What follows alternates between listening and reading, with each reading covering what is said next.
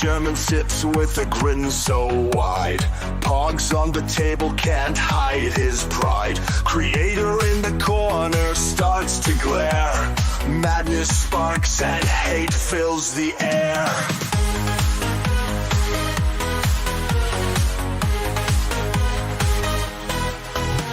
Stack 'em high, a tower of luck. Germans winning, it feels like pluck. Alice Matt's fury, a brewing storm. Visions of pogs in every form.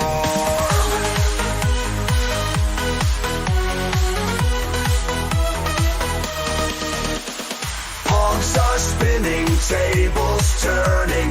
Alice Matt's eyes with fierce fire burning. Germans' laughter echoes loud in a world that's pog-bound proud.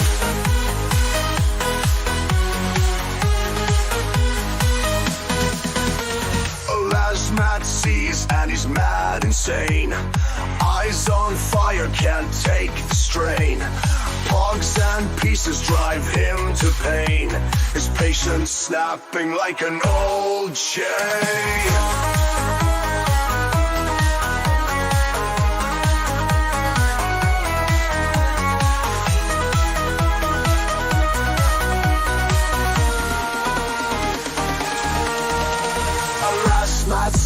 And he's mad insane. Eyes on fire, can't take the strain. Pogs and pieces drive him to pain. His patience snapping like an old chain.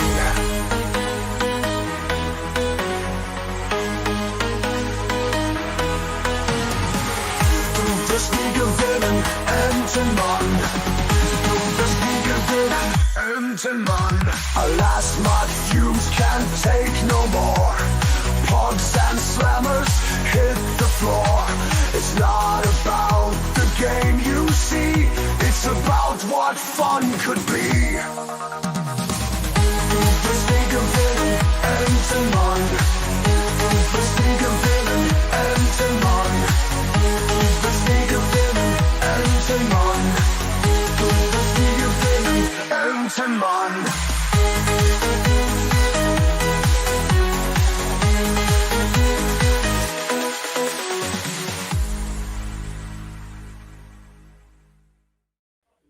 Hail and good evening, everybody. Yes, this is an impromptu stream. I said, fuck it. You know what? I went to see Superman today, and some shenanigans are happening on X. I said, let me go on live for a little while. Let's see what kind of turnout I get.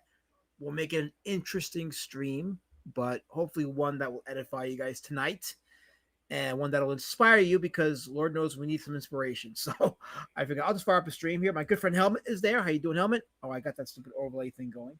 Hold on. Let me take off the overlay so that the chat is not. There we go. That's better.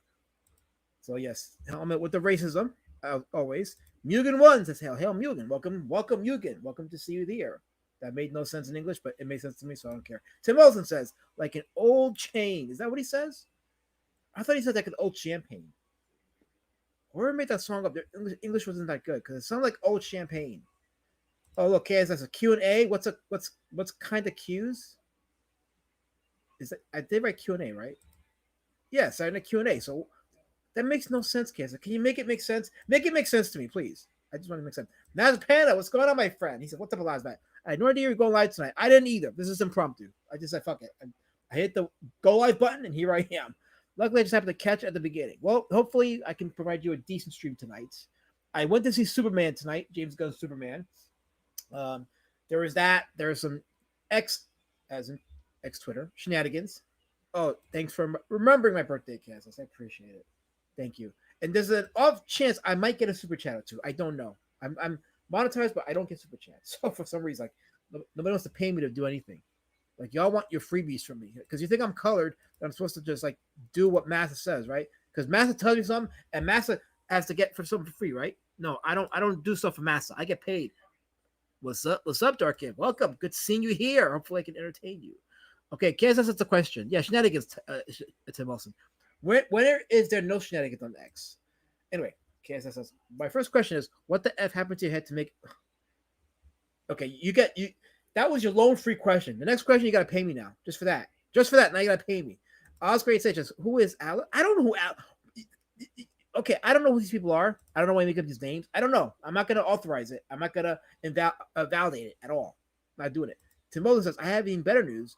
Zed and Odysseus' phone length is number 29 on Ingram Sparks. Well, there you go, guys. Life has changed. There you go. Change your life. If it didn't, then go F yourself because it changed my life reading that. Helmet with his apocryphal history, he fell in a vat of radioactive peanuts and got bitten by a vampire. No, I'm not reading that word. The rules don't get broken tonight in my chat. They don't get broken. Massive Panda says, it always sounds like Old Chain. I could be wrong, though. I thought it said Old Champagne. It could be Old Chain. I don't know. It's not a real song, so there's no right or wrong, I guess. I don't know. Ian Staves says, Ice, I was sitting here bored waiting for Benny Hill to start, and this pops up. Oh, you can never not say no to Benny Hill. Well, no, let me rephrase it. You cannot say no to Benny Hill. Benny Hill is a timeless classic. Great British comedy, Benny Hill is. I remember back when I was young in my Saturday nights when Channel 9 New York would play that show. It was great. My mom would not let me watch it, but she couldn't monitor me 24/7.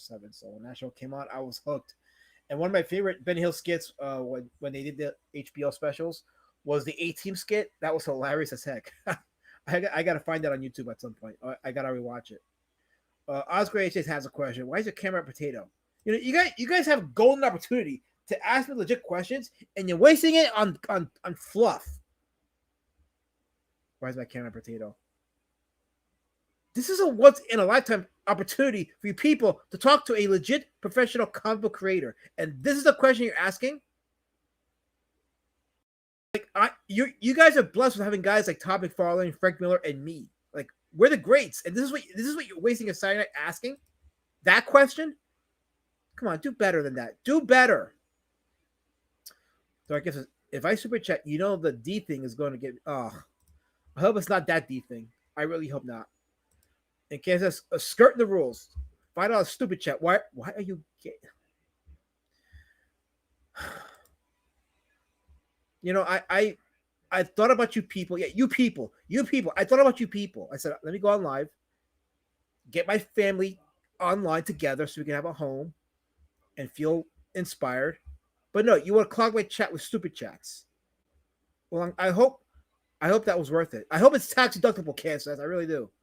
Actually, I don't. But Bat says, beep, beep. Welcome, Bats. Bats. Yeah, I'm getting it better now. Bats. Benny Hill equals laughs and boobs. There's no best kind.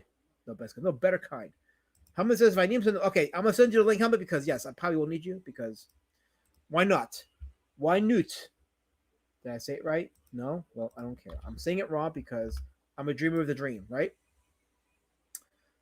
But yeah, I went to see James Gunn's Superman today. I figured I'd talk about it a little bit, among other things. But I didn't know what to think of it. Black Hill Cinephile, what's going on, man? Welcome, Black Hat Cinephile. I'll say it right. Oh, you want the link too? Item Prime? Sure, I guess. All right, I'll send them the link too. Fine. I'm gonna send it to you on what do you call it? Discord. All right, so there. Here you go. Guy in his room, who's in the band zone, is Liam talking about Graham replies or Spurgeon in general? Yeah, so I guess Liam Gray was streaming about Guy in his room of all people. I sent him the link so you can see it, but I'm like, I don't know. Like, yeah, the Graham Nolan thing was crazy. The Graham Nolan thing was insane on X. I was like watching it, and I'm like, dude.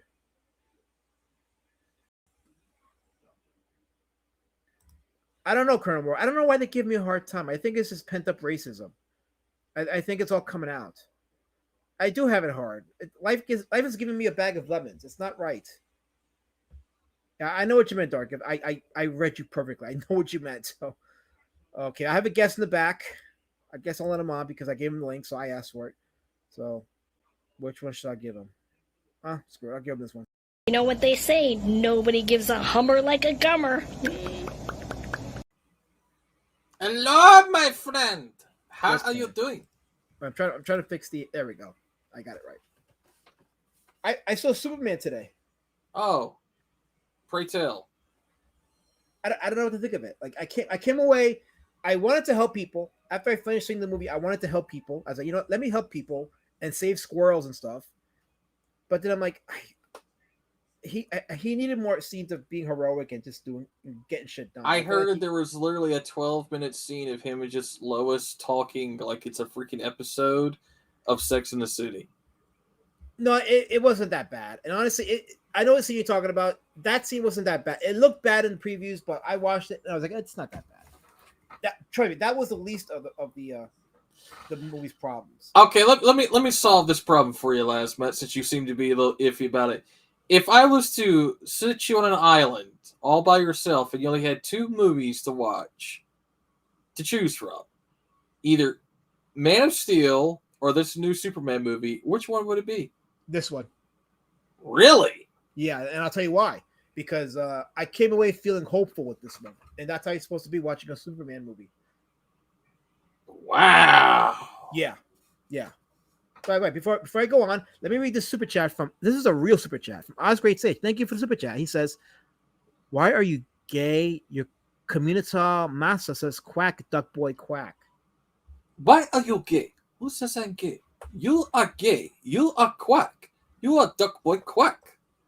That was mean, Oz Great Sage, but I appreciate the super chat. I appreciate actual money for once. Now I can buy a cup of coffee. And I have a guest in the back. I'll play him this intro.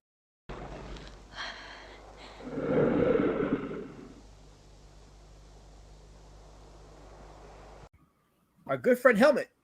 Hello. And judging by the amount of people watching, I'm guessing people were bored tonight. I was like, because here's the thing. No one's streaming. Like I just came from Raptors, like talk community area, and Angela's been like saying, "Do a stream, do a stream, do a stream." Okay, hold on. Wait a minute. Wait. What? Wait, a secret area that you guys been talking?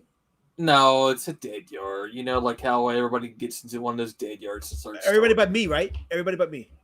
Oh, I'm sure you. Oh, wow. You know what? Come think of it. Yeah, okay. yeah. Guys, Whisper Network. Okay, Lord Raptor has a Whisper Network. This is confirmed. Wow. Holy crap! He's gone full SJW now. I mean, maybe. But by the way, so I do want to let me make this one point, and because there was a question that came up, and I watch a lot of streams. I do observe people's point of views on things. So I watch. I'm learning. I try to see where people's minds are on things, and the question of A-logging came up, right? And I know that Lord Raptor gets a rap from some people because they think he's too much of an A-logger. But here's the thing. I watched on X today, I saw Graham Nolan basically threaten violence on Cambot. You guys know Cam, right? Oh, yeah. Did you see that tweet?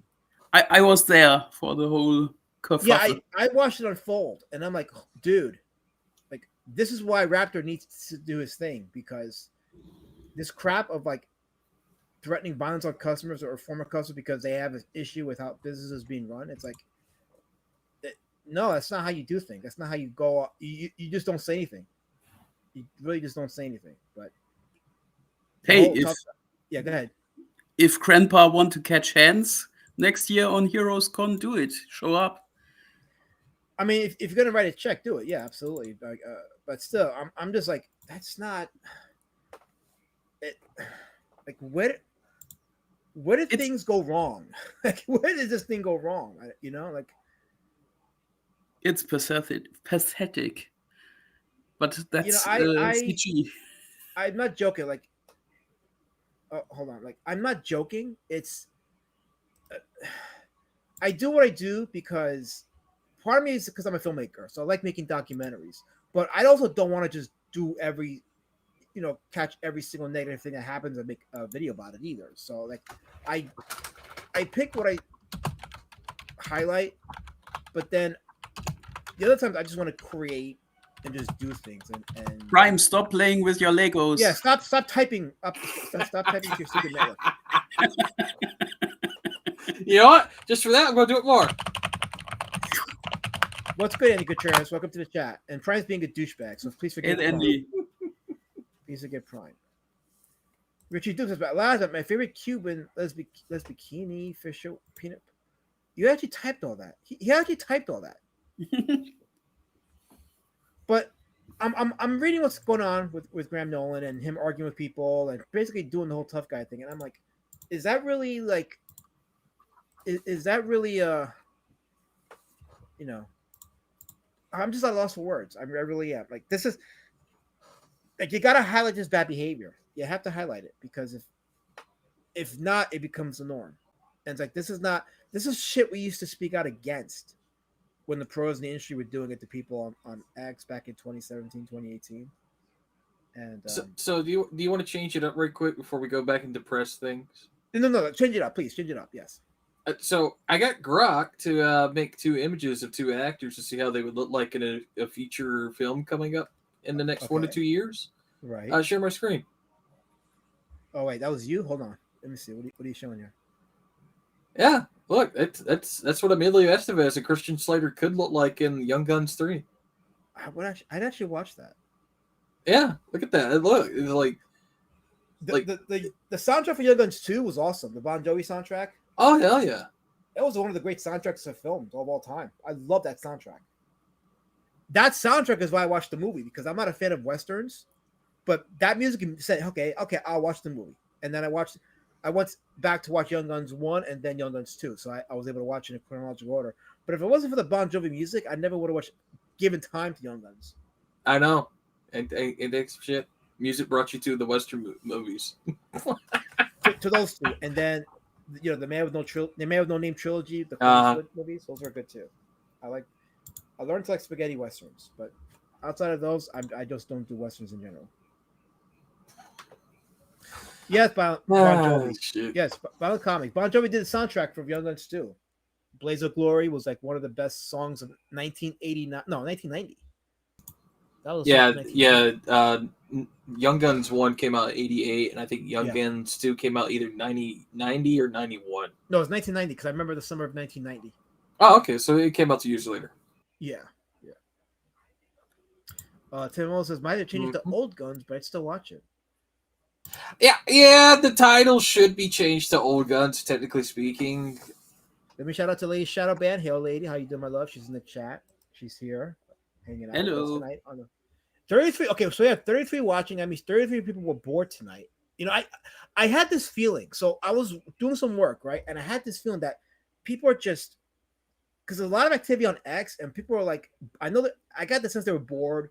There's nothing going on. People need to come and hang out somewhere, just vent or just speak up or share whatever. So I'm like, maybe I'll fire up a stream and see how many people show up. And now we got 36 watching, so people are showing up. War Shark Productions, how's it going? He's been active in my comment section of my videos, so I appreciate you engaging, War Shark. Thank you for your comments. He says, if you could create a graphic novel, what genre would you pick and why? Well, I am graphic novel. It's the Road Warrior Drake graphic novels. But outside of Road Warrior Drake, I would probably do maybe a horror graphic novel with monsters, not like slashers, not not zombies, but like a werewolf. I'll do a werewolf book. Oh shit! I thought you were going to do another Beast Citizen book that chases you around the woods. No. I like werewolf movies or the good ones. But we need more werewolf movies. See, I was going to suggest you make Hurricane Harridan's origin come from being a horror, like icon. Oh well. You know what? You got me stumped on that one. Wow, you know what? That's actually not a bad. I may have to talk to you about that one afterwards.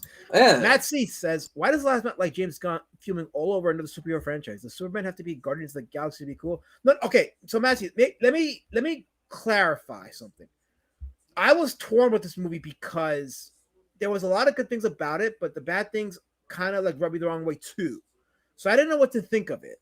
I'm still like on the fence with it right now, but I do think it's a better Superman film than Man of Steel for the simple fact that I came away from this movie feeling hopeful, and there was a sense of heroism in the movie. But the thing is, there wasn't enough of it with Superman that he didn't have that moment in this movie. He needed to have that moment, and he didn't have it. So what is it? A 5 out of 10 or 6 out of 10? I give it a 6 out of 10. Yeah, 6. I don't want to give it a 5 because that would imply it was 50-50. And it's like, no, there's more good than bad, but the bad can rub quite a few people the wrong way, which I understand. So my objective rating is 6 out of 10. So Andy Contreras is not bored. He's just waiting for Flashcast to start. So why? Flashcast hasn't started yet? That's kind of late. So No, but Ethan's trash cast started, and he made the thumbnail. One Loretta. oh, I saw it with JDA. I saw that. Uh-huh. Yeah. Ethan's 2-book campaign made $100,000. It finally got to $100,000. He had internet. Excuse me, internet. He had computer trouble. Did you see that? I did. I saw that. Yeah, he had to go to Best Buy and submit it into Geek Squad. So any Contreras wants me to do a draw stream. I didn't prepare for one, but the next draw stream I'm going to do, I may do next Saturday. The next one I'll do is going to be Hellboy. I'm going to do Hellboy because after watching the Hellboy movies again last weekend, I'm like, I'll do a Hellboy draw stream. I saw Matt Barr doing a pretty snazzy Hellboy drawing. Have you seen that? I didn't see his Hellboy drawing, no. Why are you laughing, you homo? Yeah. What am I looking at? What is this? Look at it. Hold on, let me enlarge it. It says top 5 highest earning black actors in oh never mind. I got it. Oh. Okay, that was well played. Okay. Yeah. Let me catch up to the chat. I'm behind in the chat. Hold on. Kobe Mack is in the chat. Hope you're well, brother. Thank you, Kobe Mack. I appreciate it. I'm okay tonight. I'm doing okay. I was talking a little bit about the Superman movie. But Lady Shadowban is reminding you all, hit the like button. So please hit that like button. Get me above the Shadowban. Michael Ditch. Werewolf stories need a new creative origin explanation, tired of the same vague supernatural trope. That's not a bad suggestion.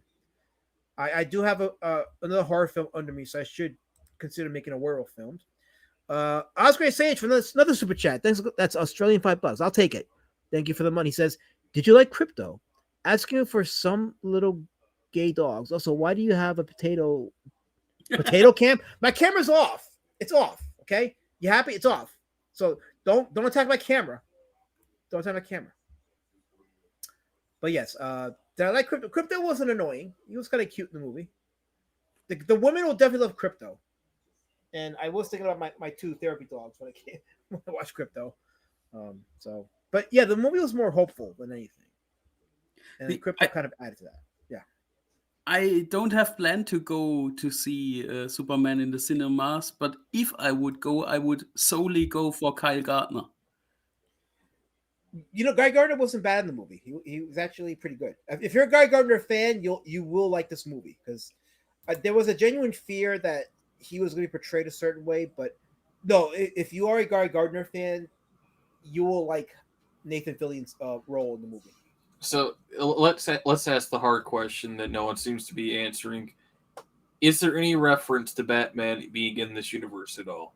So as of what we have seen so far, no reference to Batman. So, and I don't even know if Batman could fit in this universe, and I'm okay if he doesn't. But before I go further, we have Midnight Cherry, the cause of all these problems. He's going on and getting in Dale Keel's ears and causing Dale Keel to sabotage the production. Midnight Cherry, you need penance. But thanks for this. He says, well, what am I thanking him for? He typed in the chat. It's a free comment. He says, when's the next documentary your clout will spoil if not used? That's a good question. And I'm going to be honest with you. Like, I don't want these documentaries to be propaganda either. Like, to me, like, if I do a documentary, it's because there's a reason. There's a legit story to be told, and there's receipts. Oh, you didn't hear what they called you, did they? They call me a lot of things. Well, apparently Carol has now dubbed your streams documentaries. Oh, I know that. I can't escape that, Prime. I'm sorry, but I can't fight every battle. I can't fight every battle. But I'm okay. So there is a couple of documentaries. Oh, okay. I'll say the word documentaries. There's a couple of documentaries in the works. Okay, I don't want to say too much because I want to leave them guessing. I see that I'm in their head right now, so let me leave them guessing. I have a question for Midnight Cherry. I hope he's still in the chat. He certainly is. So give him a. I want to ask him if he has planned to do this year an awards show, because I would really look forward to watch that. He's too busy getting in the ears of Dale Keown. You can't multitask. But God. I want my funny award show. Guy from the Band Zone says, not all of us can take selfies smoking a cigar in front of an American flag. Graham Nolan can. Now that is cool and tough. Yeah, that's very tough from what I hear. It's very tough. I don't know, Andy. I don't mean to cut you off, Helmet. What were you going to say? This was my first assumption, by the way, of the Graham Nolan fallout today, that he's drunk as fuck. Because no sane person without alcohol in their blood would post this kind of pathetic shit. Let me pull it up for those that didn't see it. I think I should pull it up, but I was surprised. I'm gonna be honest, because I thought of all the kings he'd be the most level-headed, but what I saw him say to Cam today was not cool. Let me pull it up, and then he went after Guy too, but Guy's in the Band Zone, so Guy probably deserved it, but still.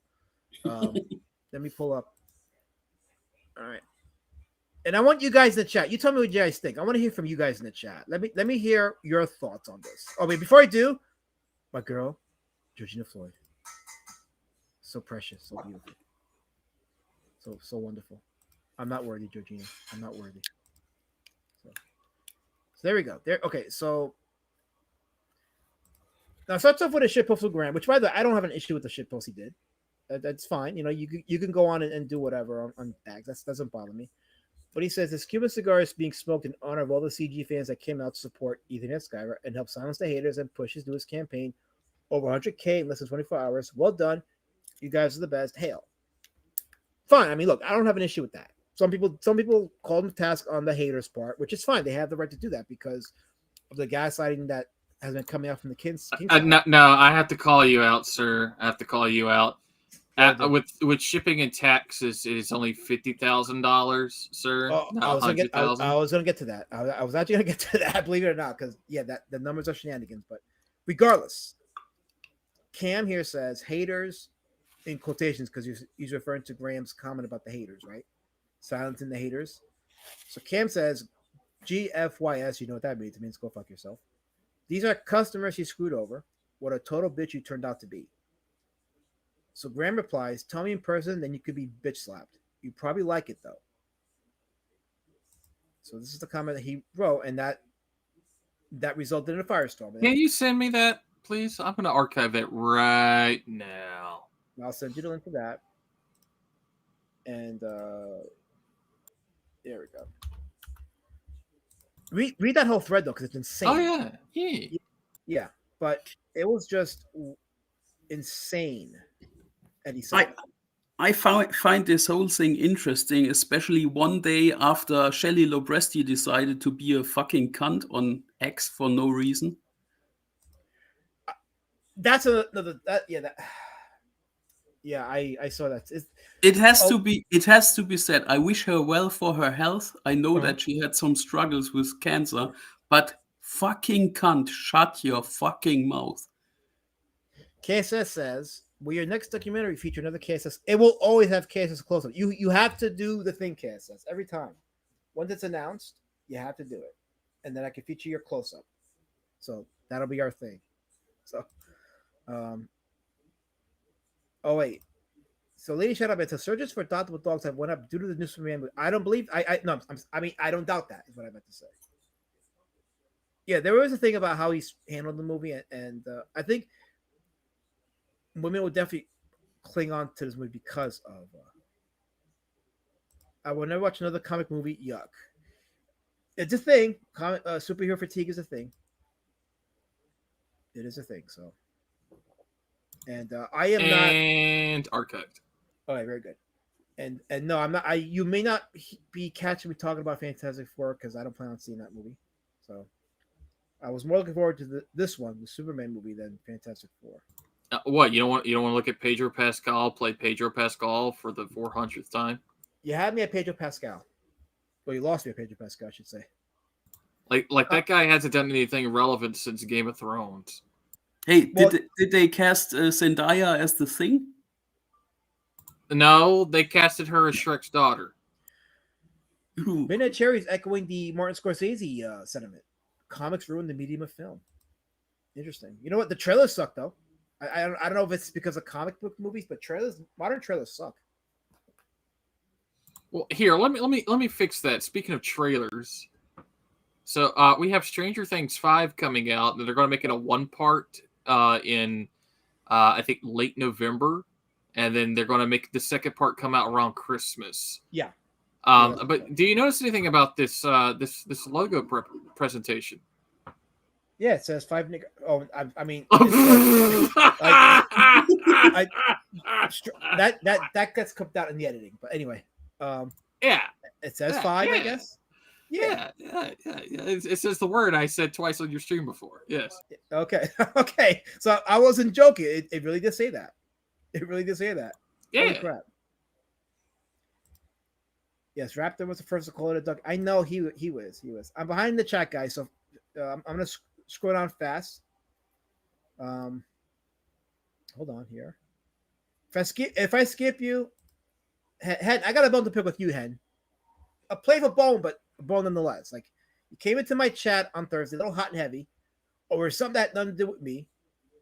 I mean, I know you're going through some things with your friend. I get it, with Fanta, and I hope she's doing better. But I know that her health is, it's going through whatever. But still, like, you came hot and heavy and said something about me, which I didn't deserve. But it's fun. It's the internet. I can deal with it. I don't care. Just I put it out there. But I hope you're doing well tonight, or this morning, because you're not in our side of the globe. So it seems like you did, Midnight. It seems like you did. It was insane and fascinating to watch. It really did. You know what? And I was gonna go. I was gonna quote tweet him, but I was like, if I quote to Graham, it's gonna be my whole night is gonna be me and going at it, and I really don't want to. But I was gonna say, like, but handshakes are violence. So, handshakes are violence in this in this side of the internet. So Cam hates me. Well, you know what? Everybody hates me. So take a number, Gee. Take a number. Yeah, no one knows if you're brown. No one knows if you're Irish. No one knows if you're, Islamic. I mean, like you got all these different things. It's like everybody hates you for different reasons. I'm a color. That's all you need to know. Oh, okay, yeah, right. I forgot. So, Helmet. Yeah. Did you hear the great thing that happened to our good orange friend? I try not to observe too much of this guy because it gives me legit brain rot. Okay. Well, apparently he still wants to talk about suing Matt Barr, so we're going to see how far this goes. Oh, he's still shoveling his own grave? Apparently he still wants to go ahead and sue Matt Barr. So we're gonna see how he spends this on the next time he goes on a stream, because apparently they're still allowing him to go over to CG Church, and apparently there's specific talks that he wants to talk about it. So yeah, we're gonna see what he spends it with. So yeah, okay. I think I'm caught up in the chat. Maybe Einberg's chat. He says, Nolan needs to remember self-defense sounds the same in every language. Threatening people is generally unwise. You don't want to say it to the wrong guy. Yeah, you don't want to call, like, if you got somebody. Okay, hold on. I'm starting here, but a lot of people were watching that back and forth, so Nolan caught the attention of quite a few people, and now he's meme material. And some of those memers they will throw down in real life. So that's all I'll say. That's why you don't shit talk people who have a comment to say about you. Look, I've had some people try to say some shit to me, especially in the last couple months with the documentaries I'm doing. I just muted people. Documentaries. I'm sorry, documentary. I'm sorry, but I've muted people. I've just limited my activities on X. My activities is going to be here on YouTube. This is my battleground. X, I'm just observing. I do a lot of observing, and I just see how things play out, and then I go from there. The narrative plays itself out. I don't write any narratives. I just watch it. I see how it goes down. I click the receipts, and I report on it. I get it. So basically, what a last minute likes to say is he likes to watch. There you go. I'm just watch what's going on in X, and then enough stuff happens, and I collect it, and boom, there you go. Here's a more documentation of the TARD sector that we call. So some guy on X wrote something very interesting in regards to that whole Graham Nolan going lol cow. He says, why throw matches into a gasoline fire in regards of the whole CG dumpster fire? And that's maybe the sentiment that you are on. Just watch them self-destruct and laugh about it. Okay, so Guy posted this just now, and I watched what happened with the Shelley Lepresti back and forth, and I said to some people, this reeks of a gay op. Like, it reeks like they're just baiting people into responses. And this is the part where it's like, okay, this is where, and this is just me offering a suggestion, where you say something to any of the kings and you get the point across. But then it's like it gets too much, and eventually they start baiting people into responses they want, and then they use that as, see, anti-CG is they're obsessive, they're hateful, they're wicked, they're vile, this and that, and then it's like, and this is, again, like I said, I'm watching this, I'm just observing all of this, but I come up with these like conclusions, and seeing Graham the way he responded today, it's like, oh, that's probably a microcosm of yesterday when Mike S. Miller and a couple other people were going back and forth with some trolls on X, and it's just weird times. It's just really weird times right now. But I think what you think about is started 3 days ago with EVS's poor mean post on X. Yeah, have you catch that? I think oh yeah, the one right on the day of his launch. Right, I did see that.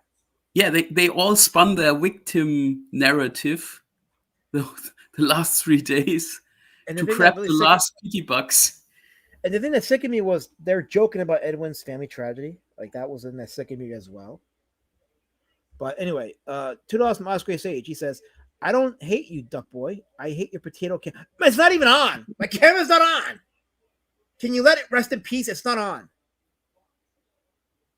I mean, it could be on. And then it says, Heroes Con 2020 says, be there or be square. My intuition is that people will mind their manners. In my experience, all the tough guys are on YouTube. Yeah, I think next year's going to be fun. Oh, I'm sorry to bust your bubble, Edwin, but there's certain individuals coming next year, and it's going to be a very bad handshake convention. I doubt it. The cons, let me tell you something, Prime. Cons are very aware. Really? And they do keep their floor very well balanced. They don't shenanigans like this. I know this for a fact. Now, does that mean I'm 100% certain? No. But I'm going to bet dollars to eggs that next year is just going to be fun and no incidents are going to happen. So, are you sure? Like I said, there's always room for error. Nothing's 100%. Are you sure? Because I heard there's going to be a certain person pushing another person in a wheelchair with a testify hat. Oh gosh, no, please no. Don't let it happen. Don't let that happen. And there's going to be a Wile E. Coyote sign where it says "Go fuck yourself," and the person's going to wheel up. No. Someone's going to wheel up to a certain individual and point at the sign. I will disavow you. I will 100% disavow you. I hope I get my Road Warrior Drake cosplay through customs. Well, you better be there because you will definitely get your Road Warrior Drake book for sure, or books. You're going back to Germany with your books. And so Pox. I heard I get Pox when I come. Okay, so yeah, we were doing so well, Helmet. We were doing so good. Hey, I got a Superman one for you if you want it. I'd have to find it though. Someone sent me that shit a long time ago. I was like, what the fuck is this? 8 years ago? Okay, the first campaign that opened was back in 2019. So it's almost 5.5 years ago. Holy crap. Wait, has it been 5.5 years ago? Wait, I got to think about this one. No, it's 6.5. Wow. My math is off. But yeah, we have a certain individual who's going to be joining. I gave him the link. Oh, no. It's nobody with drones, I hope. No, it's just, it's my handler. Oh, I see who you got. Well, let me say hi to Colin. Welcome, Colin. Glad to have you here. Okay, let me give him I'll give him this intro. You know what they say, nobody gives a hummer like a gummer. I still have my real teeth, thank you very much. Uh-huh. Oh, Ibert, you need to update your avatar on here. Oh, no, it's fucking gay. Wow. Wow. What's up, Benzinger? He says, "Sup, amigos. I want to ask, how do you guys feel about manga outside of American comics? American comics suck because they haven't learned the lesson of manga. We need to learn the lesson of manga if American comics want to succeed. So that's what I think. There's a reason Yeah. to succeed. It's called Don't Get Rid of Your Eye Candy. Don't get rid of eye candy. Keep it serialized, and make it fun." Oh my. There's a reason that Euro comics still are thriving besides manga. Oh, that's And right. I need to show it to you. Sorry, Helm. I didn't mean to cut you off. Go ahead. Oh, So now Andy Contreras had a now question. I forgot what I wanted to say. Hold on. Okay, let me read Andy Contreras' comment because I think it might jog your memory. He says, Elasmat and Helmet. Finally got a chance to read part of Pale Smurfs. Good stuff. I want to buy the Tintin collection next, but got to use my cash for Mike Barron, Nexus, Omnibus, and Rini's next V-Niche. Rini's book sold out. She put a notice on X that her current stock sold out, so she's got to print more books, but she's doing pretty good. Yeah, but there's a Smurf movie coming out. Apparently, wait, what is this? Fucking Avatar. Good lord. Is that your Ibert, your ceiling? camera's on. Your camera's on. So? Wait, I was watching a Canadian ceiling Prime. You had to ruin it for me. I never got to see a Canadian ceiling. That was awesome. Oh wait, what's this? It won't let me change my. No feet, there we go. please. Oh no, we got another one. Another What is that? package. What's in this one, Tubby? While Prime is keeping us a mystery, Andy Contreras asks, "What do you plan on showcasing next time?" I never pick until those Thursdays because I'm always like doing things throughout the week. So Thursdays is the days I pick my. Oh fuck! I'm trying to answer questions. Prime. Damn it! Oh gosh. Richie, no. Before I Read that, forget, Richie. Andy, Yes. if you want to read further into Euro comics, try Blake and Mortimer. I think you will like it. But keep that post for a second, Prime. I gotta get rid of this stupid overlay because I didn't think Prime would be retarded tonight, but he is. There. Always. Maybe he has a stroke. We don't know. Well, I'm sure something is getting Okay. stroked, but So you were talking about eye candy, and I recently just got this in the last mat. Yeah. It's a big omnibus. Oh excuse me. wait, what is that? Tomb Raider? Yeah, 888 pages. Wow. Issues 1 through 36. And who volume published 1. that? Dark Horse. Wow. Yeah, look at that. Look at that. How much Hopefully did I they cut you back? hopefully the story of the comics is better than the shitty fucking games. Okay, of course it is because the year of the comics comes from 1999. Well. You know. Yeah. How much did that cost you? $85 shipped on Amazon. That's not for 800 pages. That's pretty good. 888. And hardcover. Beautiful. Yes. Wow. Yeah. That's actually good. Good buy. Morg wants you to fall out of the chair again, Prime. Never gonna happen. I mean, now that you've said it, you understand God's going to punish you for that arrogance, right? No, I said it's never gonna happen. I never said it's never gonna happen again. Kansas asking, is that the Adam Hughes cover? How the fuck do you change your damn avatar in this shitty fucking app, man? Oh my god. Okay, Yep. Okay, go to the right side of your browser. It's going to say settings. Go to settings, and then it says Fuck upload. me, there it is. Yes, there you go. Guys, let me ask you guys a question. Is Judge Dredd the top-selling Euro comic? I don't know. I haven't heard of Judge Dredd comics in a few years. Oh, by the way, look at that spine right there, dude. There that we go. spine. That is nice. Like, whoever designed this shit, like, they did a good job. Okay, There so we go.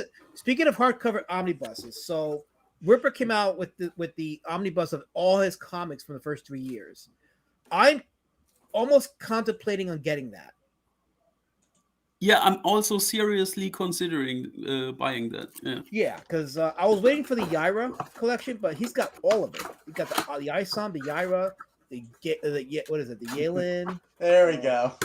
It was Galen. Galen, Horseman is in it. right? Alpha Core. Alpha Core, yeah.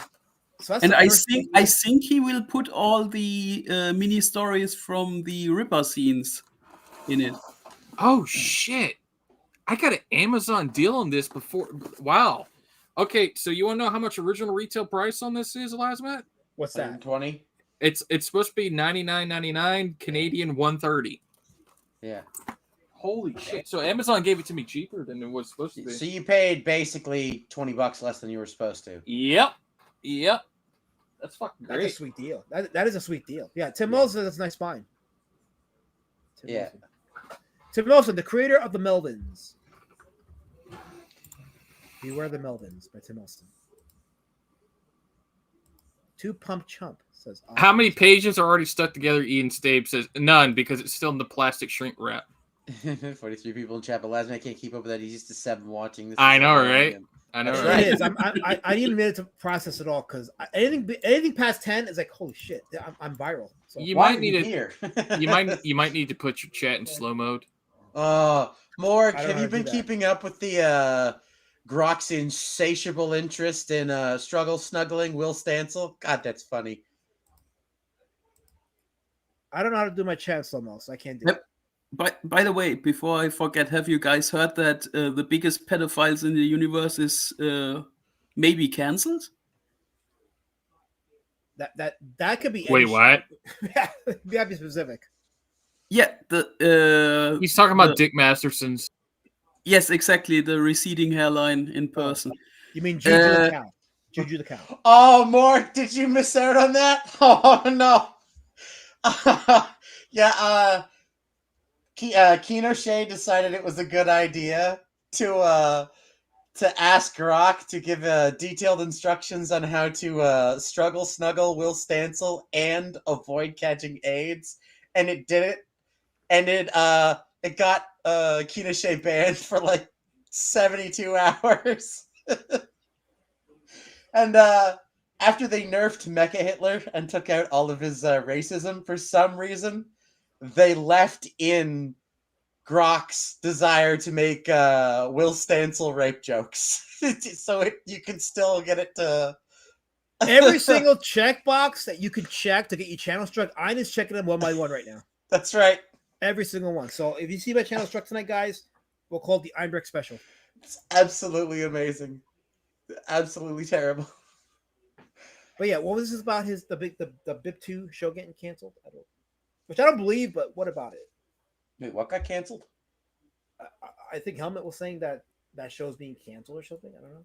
Yeah, because the Masterson's wife gave birth to their child allegedly. Oh, and he's going on indefinite hiatus, and so the show is done. So he's going on maternity leave. Yeah, and also the fucking retard that showed up at the con at Eric July and got escorted out, showed up at Vito's house. That's fucked up. Oh. Have a good night, Violent Comics. Thanks for stopping by. Thank you for stopping by. So, but Prime, what are you showing us there? So, can you hear me? Yes, we can hear you. Okay. So as you can clearly see right here, the volume 1 is now 99, and volume 2 right here will be coming out December of this year. And that has 944 pages in it. God damn. I didn't even know they were doing these comics. I know. I didn't know it existed until he showed the omnibus to us in Raptors Hangout. Oh, I mean the super secret hangout, the Whisper Network that Raptor now heads. Oh yeah. Well, I hear they're rebranding it to the Well-Read Abusement Factory.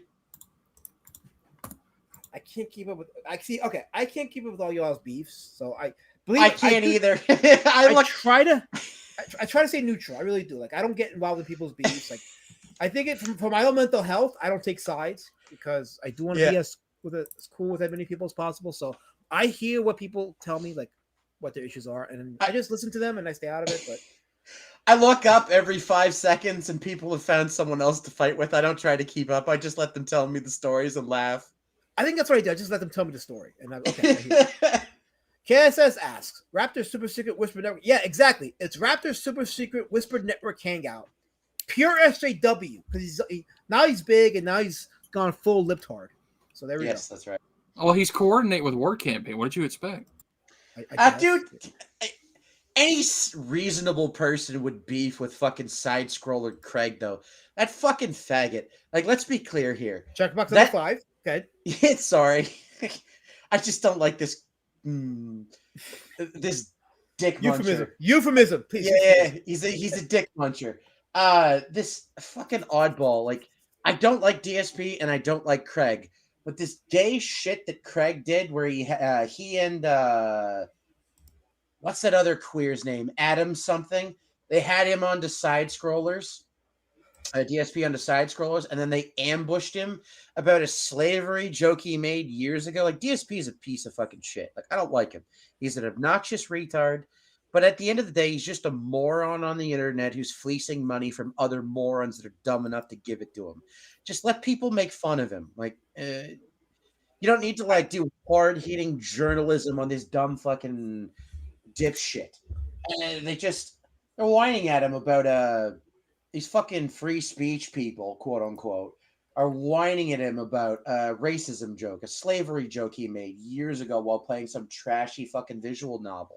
It's like, you guys are queers. Just find a rope, please. Let me give a shout out to Edwin the Buzz Acevedo in the chat. He's the creator of the Ace comics, he's putting them out book after book. This guy's got whole library books out. So shout out to Edwin the Ace Acevedo. I don't know who DSP is, but you're right about like let people make fun of you because it's just better. It's just one of those things. Like, I don't like Stuttering Craig. He's a slimy fucking weirdo like the rest of these dipshits. By the way, Head, it is all your fault. So I agree with you. So see that's the key to life. Just blame Head. It's her fault. So deep D word dive. See, I'm not checking that checkbox. If there's one checkbox that will not be checked, it will be that D word ever. Andy, don't waste your time looking into him. Like, there's some funny stuff regarding DSP. Like, there's a few clips that are really glorious, but most of his streams are just absolute slogs to go through. If you're curious about DSP at all, look at his detractors channels because they clip out the really funny stuff. By the way, if you guys didn't check out my last Indie Comic Out live stream on Thursday, I did a review of Rob Casey's Cyborg USA. I finally got to read that. He sent me reading copies. So I finally got to read it. I enjoyed it. I recommended it. And I said, he's got to put out more issues. Issues 3 and 4 have to come out. So I talked about that. And also, Ron Coleman has launched, where is it? He's launched his Phenomenal issue number 3. He gave me issue 1 as a complimentary. So I think I owe it to him. If I'm going to get free books, I might as well put the money's worth in and show them. This is issue number 1. I reviewed this on Well Red's channel. So he's got issue 2 and 3. Issue 3 is now on the Kickstarter. It's launching on Monday. So issue 3 of Phenomenova launches on Monday, on the 21st. So on Kickstarter, the dreaded platform that we were not supposed to go to, but fuck you, Neil. But yes, Kickstarter, you can get issue 3, and I guess the other 2 issues will be there too. So go ahead and check it out. But Von Coleman for Phenomenova. There you go. Leave my camera on, Osgrace. I'm trying to show for people. I'm trying to be a promoter. I'm allowed. No, I'm not getting paid. Nobody pays the colors, Osgrace Sage. Nobody pays the colors. So. No, I think the campaign launches on Monday, the 21st. Bats. I think this is issue 3. He told me he was launching this week, and I think he said it was on the 21st. I think. So, I believe. Prime, who are you typing? I'm trying to do promotion. You're typing. I'm not typing. I'm not typing. I've been my mic has been muted. Tell Raptor to wait. I have been muted this whole entire time. You see that mute button right there? That little mic thing? So that's not you. Look. Oh, no, that's me clickety-clacking for once. Sorry. Yeah. Stop typing to Raptor. I'm trying to run a show. Stop typing to Raptor. Oh, no, See, look, I got Matt C accusing me now. Fuck you, I got me in trouble. Yeah, I bet. I believe it's for Monday, for the 21st, because he talked to me last week about it, 2 weeks ago, and he asked me to do a review for issue 1. So I said I would do a review for it on Thursday, and then he found out that I had already reviewed it for Real Red Show. So that's why it was set up that way. So yeah, Matt's right. Prime, stop typing. Even though it's not you, but still, stop typing. Oh, you know what? Just for that.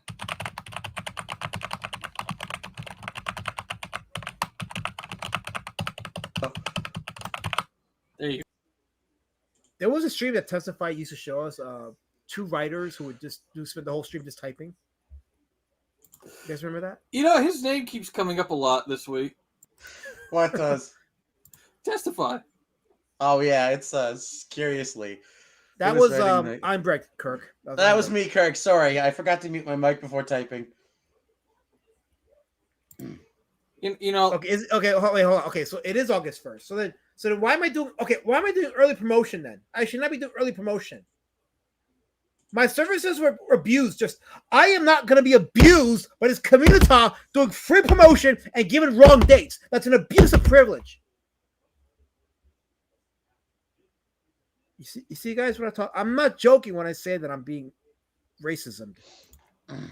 You know, alas, Matt, you need to pick up your guitar again and start singing. You know, whatever happened to that? You used to that was Prime, by the way. That was Prime. What you just heard. Oh no, yeah. I still play the guitar. I practice every Saturday. I go to guitar lessons. But you're not doing it for the community. You're not singing and serenading us with your Colombian heritage. You should be doing more songs about your queen, Jessie Milestone. Yeah, can you do something for me? Can you bring her out of retirement again? I scared her away. Can you bring her back? Hold on. I answered your question, man. I answered your question for free. You didn't super chat me. I answered the question for free. Don't tell me to shut up, because I will never, ever highlight your questions again. Ever. Never do again. Never. Hold on. Is he joining the band zone?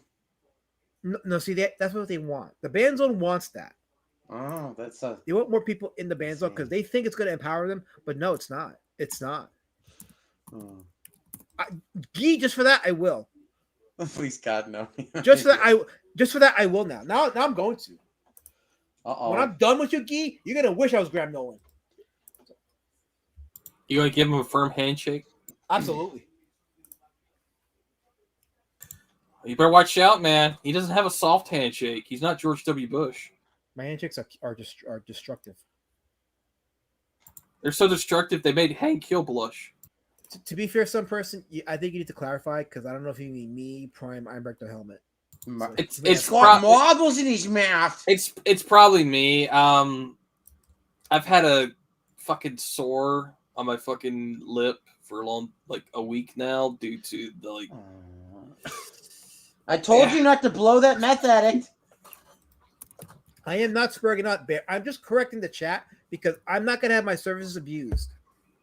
I'm sentient.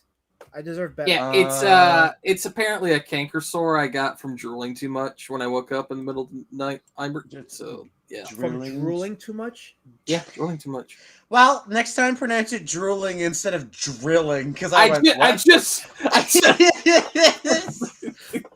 because I was like, what, drilling what, Prime? You didn't see my eyes go wide and be like, what did he On that note, let me read a super chat from Oscar. Oscar H has become my biggest supporter today. The rest of you guys, I don't know what's wrong with the rest of you people. Oz has been helping me pay my bills tonight. This is great. They take 30% from those super chats. Let me dream, Prime. Let me dream. He says, when are you fixing your potato? Okay, listen to me. I appreciate the monies, but stop calling it a potato cam, okay? Just stop it. It's off. I really should just send you the one I was using right now. I should send you the C920 from Logitech. You would get so much better views, dude. Maybe. Probably. I probably would. Laza will give you a wrist shake. That's kind of weird. I would never do that. Wait, syphilades? No. Our area got flooded out last week due to the hellacious storms. Our water main sewage and everything was on boil advisory, so I had to take sponge baths. but still, like, yeah. No one wants to know about what Prime does in the middle of the night, Mork. It's called herpes, Prime. Oh, No, God. no, So I haven't had any sexual contact. so that's in years. new lore then. Testy gave it to my mother, and my mother gave it to Prime. Oh God! No, you don't have to say that. Oh, Wow. great! Oh, great! Great! Thanks, Hein. Thanks. We went from horses to dogs to now your mother. Oh, great! Now, what are you I- fucking a carrot for, Prime? Cheapers. You think I vegetables would apologize be in off advance, limits? guys, for this embarrassing display. I was here to talk comics, and they've not. I brought it mean, to at such least she's delusional human, degeneracy. right? Oh yeah, that is a step up. Technically, she's a human vegetable, but a human. But she's technically a gilf, so it's like, oh god. Oh, I just care about making. suppose- I just care about making great comics. What does this have to do with comics? Well, I guess Um, Brian could turn his sordid love affair with my mother into a comic book. Do you really Yeah, love this sure. motherfucker? Hang on. Let me go get a manga artist from Japan. Oh, geez. My one night stand with Ibert's mother. Yes. The time I reincarnated in the god. So, Terrible. Imert, are you ready for Prime being your new stepfather? It's very awkward, but yes. Stop. I'm just asking the logistical question. I get to beat up my my co-host. All right, that sounds good. Oh well. I mean, I'm gonna shut up now. Oh. So, Man- by the way, man- I have an update. So Okay. I've given Raptor the link to the Graham Nolan tweet. I gave him the fucking link. He added me on Discord. He added me. He really- I'm taking the credit. Oh my god! You son of a bitch! I'm taking the credit. I Okay, just gave him. let me the be arch- important. I Let me be gave him. important. I gave him the tweet. I gave him the Look, archive. You I can gave go him to the super screenshot. secret Whisper Network and tell him that you did it. But for the sake of the show, let me have the credit. I will not. It's mine. Anyway, This is mine. he now. says he's covering it the next show. Oscar for $2. Oh yeah, hold on. I have another super chat from Oscar. Thank you for the Australian $2. He says, "Why do you have a peanut? You said I had a potato can before. Now the peanut can. Make up your mind. What is it? Potato or peanut?" I mean, they both get planted in the ground. Oh God, Morg. Oh, my mom got primed. Could be the title of awful song. I've got Prime Oh, could be the God. title of this. Holy shit! Yeah. Hey, last man, I want to talk about putting a one-page manga strip in the back of Road Warrior Drake 3. Oh God. No, Kirk Fasci says well read is big mad at Raptor, and I don't think I even know why. I don't think anyone does. No, I don't have a damn clue. I don't know.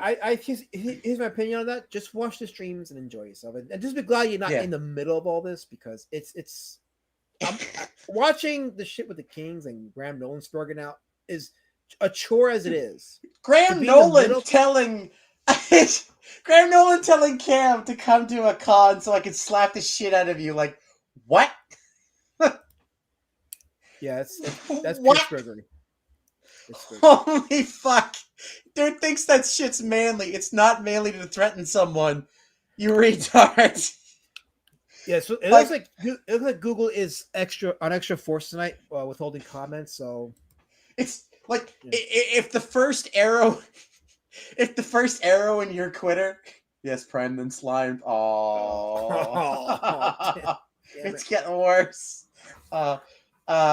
If the first arrow in your quiver when someone insults you online is to threaten violence, that's not manly. That's bitch behavior.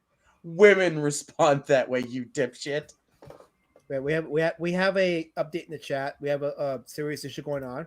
Manicore wants to shake someone's hand. Oh, very nice. Oh, jeez, that's violence, Manicore. That is violence. I have it on good authority. That's violence. Yes, Graham comes across as a very insecure man. Totally. If you have to tell somebody on Twitter, come and then I'll bitch slap you, that's not really a way to sell a book or books. It's not healthy for a movement that is really dying. Not a good behavior to do that to.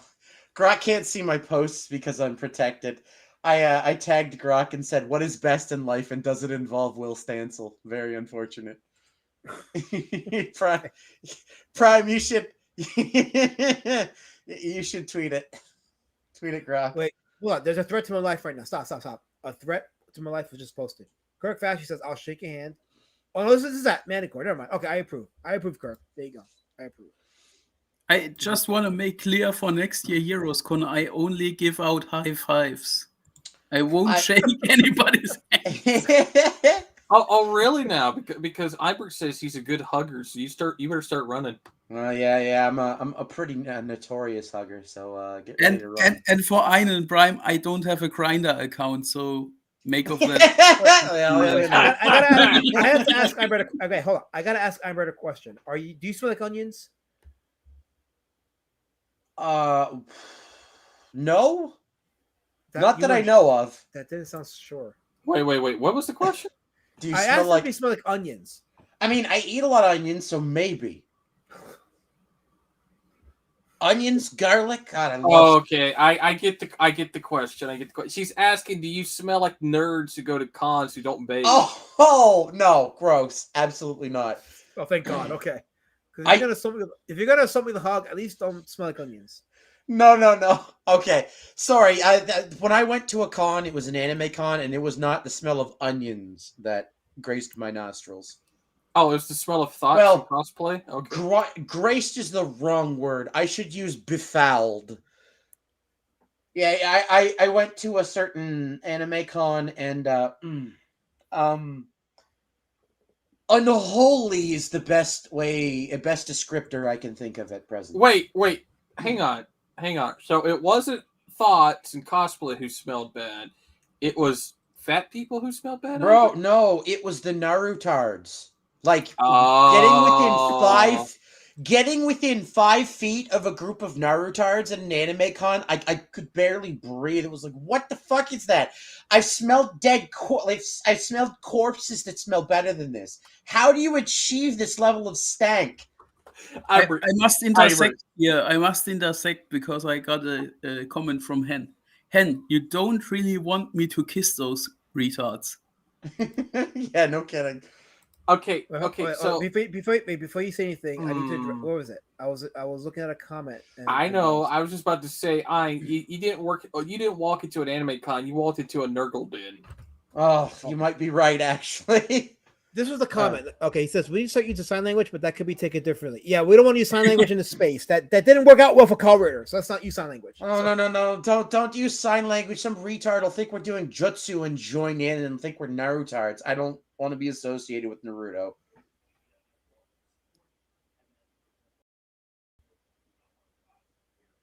And a chill filled the room. Yeah. Yeah, I let my inner Kyle Ritter for a moment. Why is someone saying that we're gay logs? Like, that's very strange. Gay logs? I've never heard that term on us before. I kind of like that. I like being called a gay log. Gay log, the gay logs. Gay log is it's a Ralphism. Ralph was calling his gay logs. Oh, that was logs. Ralph. Oh, okay. We have a stupid chat. Okay. Well, yeah. This is from Chuck. He says, "Ein and Prime are gay logs. I was told not to trust gay logs. Never trust Ein and Prime." That's right. Yeah, never trust us. Never trust the gay logs. Yeah, never trust us that we'll have information and we'll back it up and make Jesse Milestone cry because we got everything on her. Yeah. Colonel Morgan has a question. Oh, he has not a question. It's a comment. He says, "I heard J Bomber bought the Graham Nolan and slapped the shit out of me at a con perk, but tried to refund it after he found out it wouldn't be an ass slapping. And Shane Davis drew a dick on his face." Morg, I still can't get over the fact that dude drew a penis on and recorded it on a random sleeping drunk guy, and it's just sitting there going, "Bro, that's simple battery, that or simple assault. Like, why would you do that? Why would you record it? It's funny. I'm glad he recorded it, but he literally recorded himself in commission of a crime. Like, what is wrong with you? Don't do that." That was only the second worst thing that Shane Davis did in Tampa. He also was in a jacuzzi with Mandy. Oh, yeah. True story. I'm not exaggerating. Hey y'all! I'm in the hot tub with my best bud Shane Davis. It's Shane Davis, right? You forgot the fucking love bug at the end of the sentence. Love bug. Hold on, wait. I'm being accused of something in the chat. KS says, "You stupid chat. You skipped too many stupid chats, duck boy. You're a real jerk. You're a jerk." Look, I can't keep up, KS. This is the most people I've had in the chat. It's overwhelming. Well, you know what you should do? You should give that job to Einberg. It's his favorite job to read every single freaking comment. That is true. Einberg, you're kind of sleeping on the wheel there. Here, let's try it out. Yeah, he was drunk teenage behavior, but even then, they only do it to friends, not strangers. Yeah. Like, that's the kind of shit I would have done to, like, close friends. That's not something I would do to a stranger because, I'm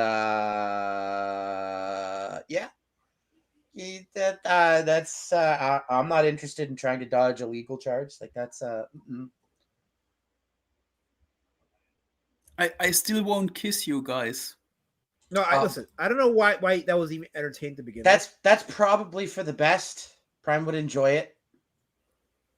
I would. Brian should catch a hand from me next year. A hot tub's enough temperature to kill love bugs. Either way, Shane should go to the doctor and get checked out. Yeah, I agree. You haven't seen him what his face looks like? It looks like a hot mess right now. You sure he doesn't have something going on? Oh. Yeah, you're about 10 years in 2 years. Mark, I know, you're not supposed to like Mark. I know, I get it. People don't like Mark. Mark's still one of my favorite people, though. He has a fucked sense of humor. It's glorious. Well, we need more sense of humor in this space because everybody's too serious and it's just too gay. It's just too. Like, I'm just reading the comments. Everyone try to avoid typos and grammatical errors. It will trigger. That is accurate. That is very accurate. Yes, he won't read it exactly as you type it. He won't correct you.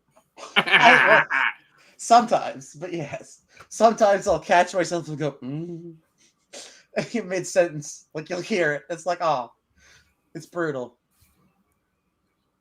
Like there have been times where Prime and I have been reading posts, right. And it's just. The retard in me can't get past the sentence structure errors. It's like, no, stop it. Wait, I just regret sometimes when I'm not just having fun. Well, the instinct is always there. I just only correct it when I'm not trying to have fun. Just call me him. Said okay, bye. Hello. Yeah, apparently there's some issue between Han and Mindy Wheeler. Oh shit! And somehow I got in the middle of it because I had no clue what's going on because I don't follow everyone's beefs. Prime, yeah. When did you evolve into an Asian? I don't know. Show my picture. Oh wait, hold on. Let me enlarge you. Yeah. What is that? Is that a Kenny? No, no, that's an Asian retard that decided to tattoo the lower part of its nose because they thought it was cute that it had a heart underneath its nose. Oh, jeez. Do I goose step while I correct grammar? Yes. Maybe. Maybe. Sometimes. He paces all the time. What the fuck are you talking about? Oh, dude, I pace like a proper retard. It's an unfortunate. Yeah. You can hear each step from here. 1, 2, 6 out. Oh yeah, I forgot. Case says I'm just the only farmer who will edit his spelling and grammar in post. I like that about him. It shows he cares, and he's a little nutty. Yeah, yeah. it's by the way, guys, there is an update on Rainbow the Brute. It is going to be fulfilled in, I think, November or December. It's getting fulfilled. And it's going to be produced by Mindy Wheeler and Mike Wheeler. The Wheelers are going to be doing Rainbow the Brute. Oh. Is that better? Your queen is now the picture. If you back the campaign, you will get Rainbow the Brute by the end of the year, guaranteed. Is that Yeah, that's Jesse Milestone smoking a joint. The Jewess Jesse Milestone. Yeah, can you bring her back? I need you to get out your guitar, make a song specifically for her, bring her back, man. You know she plays guitar too. You guys could duet. Yeah, but I think she's into the darker colors now. No. Don't worry about that. She's a married woman. Yeah, I moved on too. She had a chance, but she blew it. Oh, she blew a lot of things before she got. Oh God, no! Don't say that. Oh, I disavow. Don't say that. Saturday night, you can't be saying shit like that. Anyway, 40 people watching in the chat. Thank you guys for watching. If you haven't, hit the like and subscribe button. By the way, thanks for everybody who's been watching the videos that I've been uploading. Thank you for commenting and engaging. We've been doing something positive, and I'm hoping that people are feeling a sense of something or other for my videos and gaining a sense of knowledge and history that has not been preserved. So appreciate you guys for that. But yes, check out Rainbow the Brute by Mike and Mindy Willer. It's coming out this fall. It's going to be a blast. Dude, and don't forget, there will also be a duck onesie at the next... You keep saying that, but I didn't sign off on that. There will be a duck one. Oh, I guarantee you, your woman will be like, yeah, make him wear the duck onesie. I hope she's not listening. She's going to pipe in here in a second and be like, yeah, I'll make him wear it. You son of a bitch. Don't do it. Please. Wait. Gina's room says, Helle? Helle? What's Helle? He means hello, you bastard. But he's been here before. He can't say hello when you've been here for a while. That looks like Helle. Yeah, the Kickstarter pre-launch page is live on Kickstarter. Kickstarter for review. Oh yeah, so if you go to Mindy Will's X account, you can get the link there to the Kickstarter for Rainbow the Brute. She's in chat. I hear everything. Oh no, she's gonna make you wear it. Hey, Lady Shadowband, make him play the guitar. I need Jesse Milestone to come back, please. Go to Twitter. You got a wrench post the link. So my wrench is in the chat. Go to Mindy's account, get that link to the Kickstarter pre-sign up page for Rainbow the Brute, and post it in the chat. Let's get some sign-ups. Let's get that book some money so we can have Rainbow the Brute finally in our hands this year. So yeah, Elasmin, if you walk the con in a duck costume, you'll be very famous. Katie's real. Oh, we have Katie's real hair in the chat. Holy shit, it's actually here. All right, you want to read this? Rare. Do you want to read this, Helmet? I think that's directed at Einen Prime. I got it.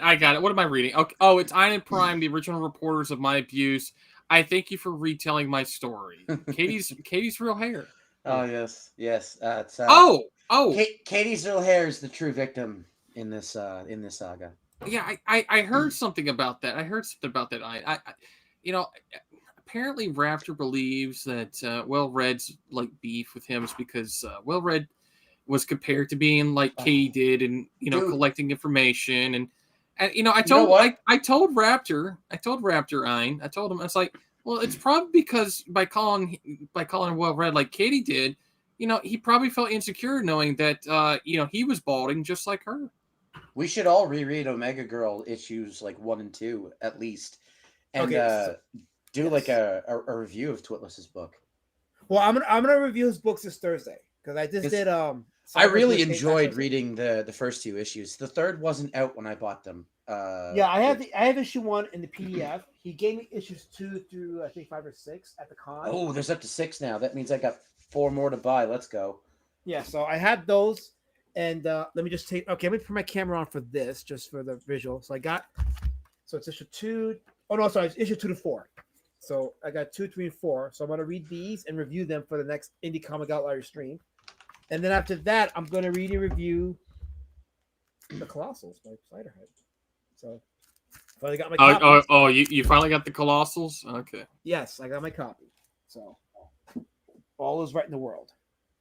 So, there you go, Twitless. That's the update. I'll be reading and reviewing Omega Girl issues 2 to 4 for Thursday stream. Am I caught up in the chat? I think I am. So, we have Blame Raptor, Blame World Campaign, Blame Monkey, Metal Raptor Coin, Peanut Cam, Chain, Damn Potato Cam. You guys have nothing new to add to the chat, do you? Nothing new to the chat. And then the typing, too. Stop typing, whoever's typing. I'm running a show. No, we're not. We're not running a show. This is an entertainment stream. Listen, I hit the go live button. I am responsible to my community to run a show because they've come to me because they're relying on me to run a show, and you're sabotaging it with typing on the keyboards with your iPhones and Macs or whatever the hell you're doing.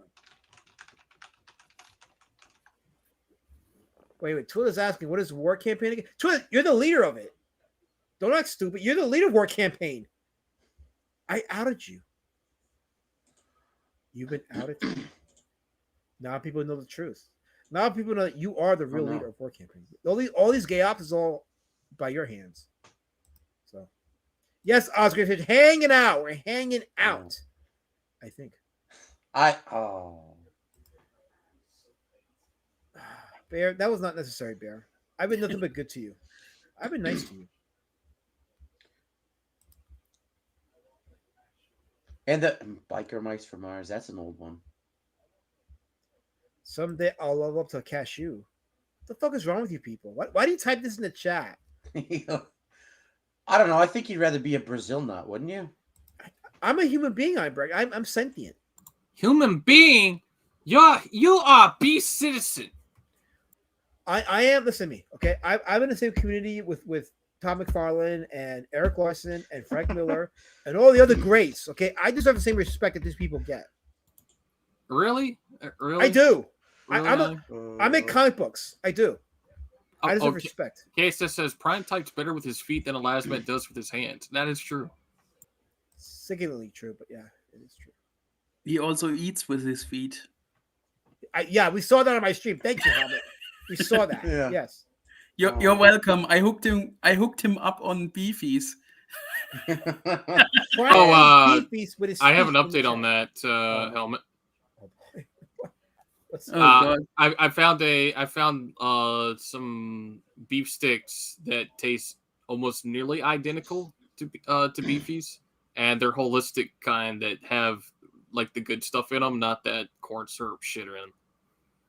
I thought you would have someone shipping this stuff to you. No. I tried to find somebody. They can't ship beefies to America for some reason. I'm not sure what's going on, but I did find an alternative. Vermont beef sticks. What? Get a hunting license for my country. Well, we'll make you some proper homemade jerky. It'll top anything you can buy at the store. I guarantee it. Yeah. Well, I'm we'll see. We'll see. No, we'll see. We're gonna do it. I mean, I still have to bring my my Spots 12 with a slug shot up there. True. Yeah. After 5 minutes of highlighting these comments by these pieces of crap in the chat, insulting me and getting racist on me, I finally get one nice comment by our good friend Richard Embry. Hello, What's Richard. going on, Richard? Welcome to the chat. And then we're back to the insults. More insults. Dark of color. I don't know, man. Like, brown is so common at this point. Is it even really a color? I like brown. Evening comic fans. Yes. Good evening, RJ. I just talked about Superman not a few minutes ago, maybe like a half hour ago. The Superman film. I saw it tonight for the first time, and I gave my thoughts on it. Short story. It's 6 out of 10. I enjoyed it, but there are things about it I didn't like, but it wasn't enough that I wouldn't recommend it. It was fun. I'll say that much. And definitely, if you're a Guy Gardner fan, you will like the movie. Bear's like, hey, what the fuck, Elasmat? I said I was glad you weren't deported. One nice comment in a sea of hatred, Bear, doesn't absolve you. Who does Bear think he is? He types words in the chat, and I'm supposed to bow down on the altar because he's a white. Bow down before me. Elasmat the Shadow Peanut or Elasmat the Peanut Band. I like Peanut Band. That's Peanut Band's great. Peanut Band's good. You all sound gay for that. God. I like that. A Peanut Band, Elasmat the Peanut Band. Oh wait, hold on. Wait, hold on. You swore twice? Well, wow. he is a college professor. He's got enough money for flexing that shit. No. He actually loved it. He says he loved it more a second time around. Let me guess. You're going to go buy it on Blu-ray, 4K, and DVD. He did write about this on X, so I think I should go back and read what he wrote about. Now that I've seen the movie, I think I need to go back and read what he wrote so that I can contextualize it. Because I will say this, like I left the theater saying it's not the best Superman film, but for some reason I kept thinking about it. So I was like, okay, there's something to that movie.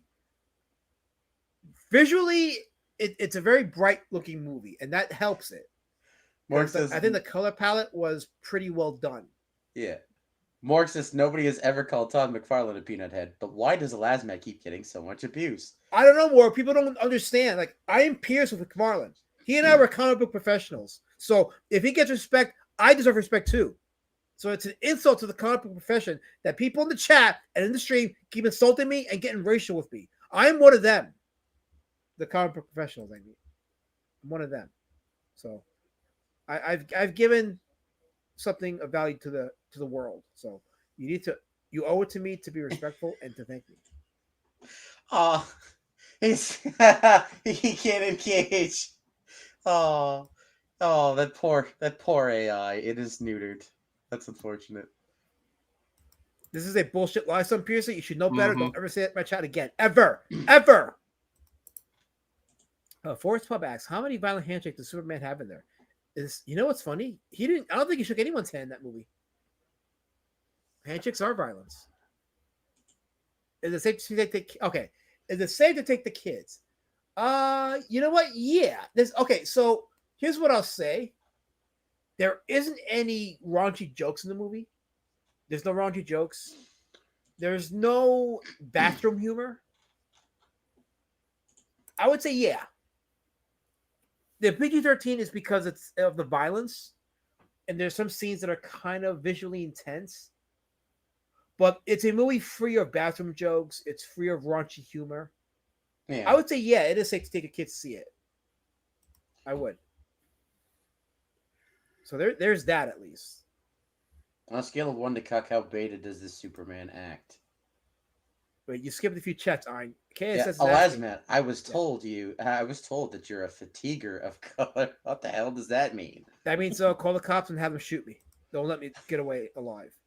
Oh, jeez. RJ Williams says he's going to see it again. Oh, wow. Okay. So he's another person that's going to see it again. Interesting. Yeah, again, like, there was something about the movie that left an impression on me.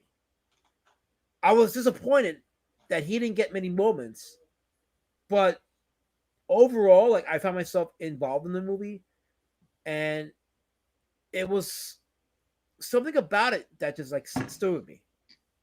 You know, it stood with me, and I think Prime even asked it earlier, or was it Helmet that asked me? If I had to choose between this and Man of Steel, which would I watch? I would watch this over Man of Steel any day of the week. So, yeah, I think that's the best summation, RJ. It is enjoyable.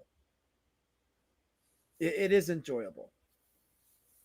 Like, the thing with the Snyder movies is they were grim, they were nihilistic. You didn't watch it throughout with a sense of hope.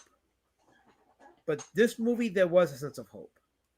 Oh, even if Superman didn't have those moments where he was like, you know, he didn't have that moment of grandeur, there was still a sense of hope that made you feel like you were watching something that taught you the virtues of right and wrong and being a good person.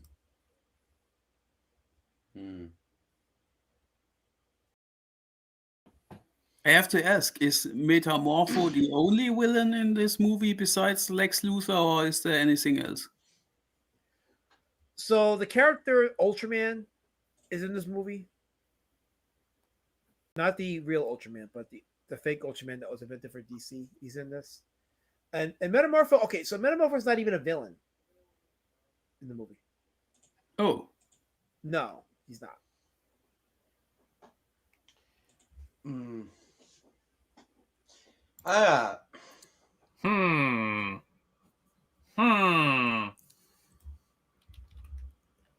So I'll ask I don't want to deviate, but I kind of want to ask a question about the movie. Yeah. Yes, go ahead. So, besides, like, because I already asked about the Batman angle, but is there any mentions besides, like other cities besides Metropolis? Well, here's what we do know. Like, they mentioned metahumans, so you know there's a bigger world of superheroes out there. We already have Guy Gardner of the Green Lantern Corps. There's Hawkgirl. There's Mr. Terrific. and of course I mentioned Metamorpho. So those are it. So you know that there's a bigger world out there of superheroes. Man, how come we never get the cool niche characters Will Magnus and the Metal Men in movies? Like, can we get some cool side characters for once? Well, since you mentioned that, Einbrecht, if you're a Jimmy Olsen fan, you'll also like this movie. Yeah. Was never terribly fond of Jimmy, but I'd never disliked the characters. Yeah, I didn't carry the way, but there are people that like Jimmy Olsen. So Jimmy Olsen does play a significant part in the movie. So you will definitely like Jimmy Olsen in the movie. Did they return him to Gingerhood? I think he's a ginger. Yeah, I think he is. Well, that's good because they blacked him in the last one. Yeah, no, he's definitely white in this one. And Supergirl is in the movie too, by the way. Did they make her a fat lesbian? I don't know if she was a lesbian, but she wasn't fat. But it was really one scene in the movie. Okay. That's right. That's right. I didn't do nothing. That's right. That's right. I didn't do nothing. I didn't do nothing when Evan Boyd had me in a headlock at Heroes Con. I didn't do nothing. I didn't do nothing when Mike Mills twisted my nipple. I didn't do nothing. I just exist. I sent Prime down the Grok rabbit hole. He's trying to get Grok to engage with a hypothetical about taking Will Stansel's pussy. Oh boy.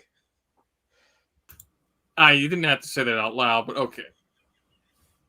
We're trying to have a stream about Superman right now, and you're kind of just divulging. Yeah, well, it's funny, so you know. All right. Well, don't deviate. If you want to talk about stuff, talk about it, but later. But no, I know. Okay, so I agree with Kirk says, on the Flash movie was good for me. Oh, I was gonna read it, but I beat me to it. Okay, I was gonna address this. So I haven't seen that Flash movie yet, but did you guys see it? There's a Flash movie. The one. Oh God. No, but I also don't want to hear a mention of Saggy Melons because I have to puke when I hear that name. Okay, no, the Flash. I saw too much of that person. Thank you, Brian. Yes, the Flash movie that came out 2 years ago with Batman and Supergirl and who else was in that movie? Oh, do you mean the Ezra Miller movie? Yes, that one. No, thank you. I'm not watching that. Right. I don't like seen it. I don't like the Snyderverse shit. It's just It's just okay. You can tell dark stories without the cynical, Maheckin Reddit dialogue and characters. I'm sorry. Like, you can have hopeful characters in a dark setting. It's filth. I don't like it. It's just modern filth. Yeah. I can understand that. RJ, that's what I was saying. Like, if you're a Guy Gardner fan, you will like his portrayal in the movie. It was one of the bright spots in the movie was Guy Gardner. Like, I thought he would just be treated as an aside and he'd be the butt of many jokes, but no, they did him really good in this movie. I was very surprised. I was like, you know what, Guy Gardner was pretty good in the movie. Like he's one of the better characters in the movie.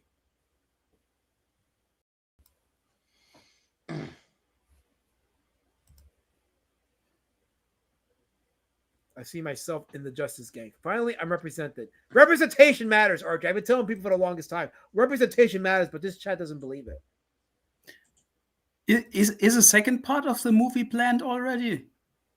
I'm sure they're talking about it. As a matter of fact, James Gunn, I think, said that Superman's going to be in an upcoming movie, but it's not going to be a direct sequel. So I think he's going to be starring or co-starring in another DC movie. You know who I really would want to see in a setting like that? Lobo.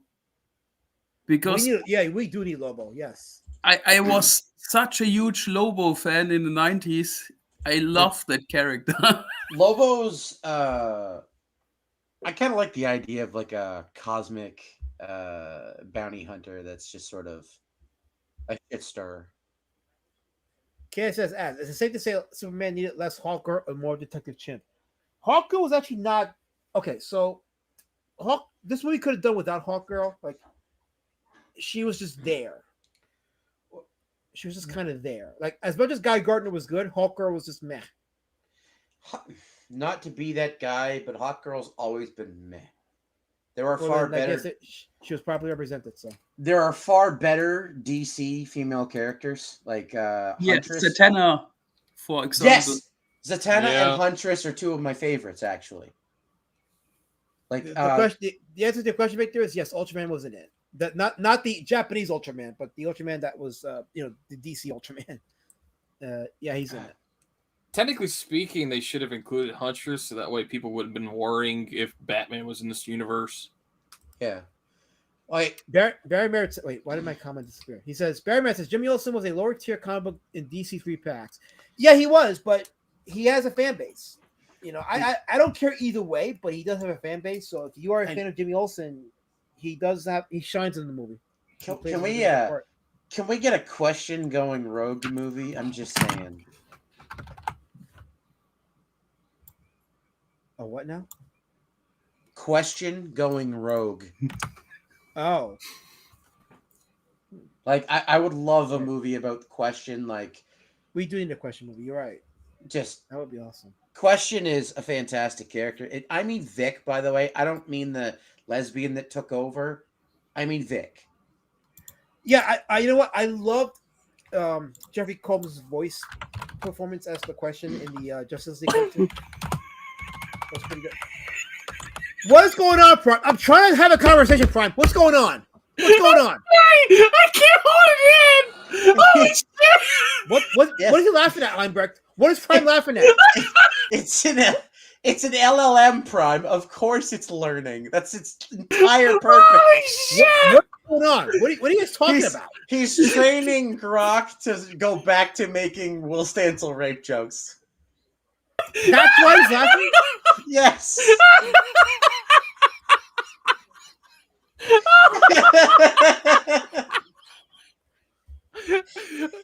That's why my he's- boy. Yeah. God damn! I'm sorry. Okay. All right. I'm gonna shut up now. Oh, that poor boy. I'm sorry. Oh, by the way, yeah, Peacemaker makes a cameo in this movie. No, that's not so bad. Peacemaker's actually a decent character. Yeah, and I think it's John Cena as Peacemaker. I couldn't tell if it was him or not, but Peacemaker does make a quick cameo. Yeah, that's cool. I really, God, I know Darkseid is overdone, like he's the big villain, but I really like the New Gods characters. I thought they were a great sort of. I would actually like to see a proper series that involves the New Gods and yeah.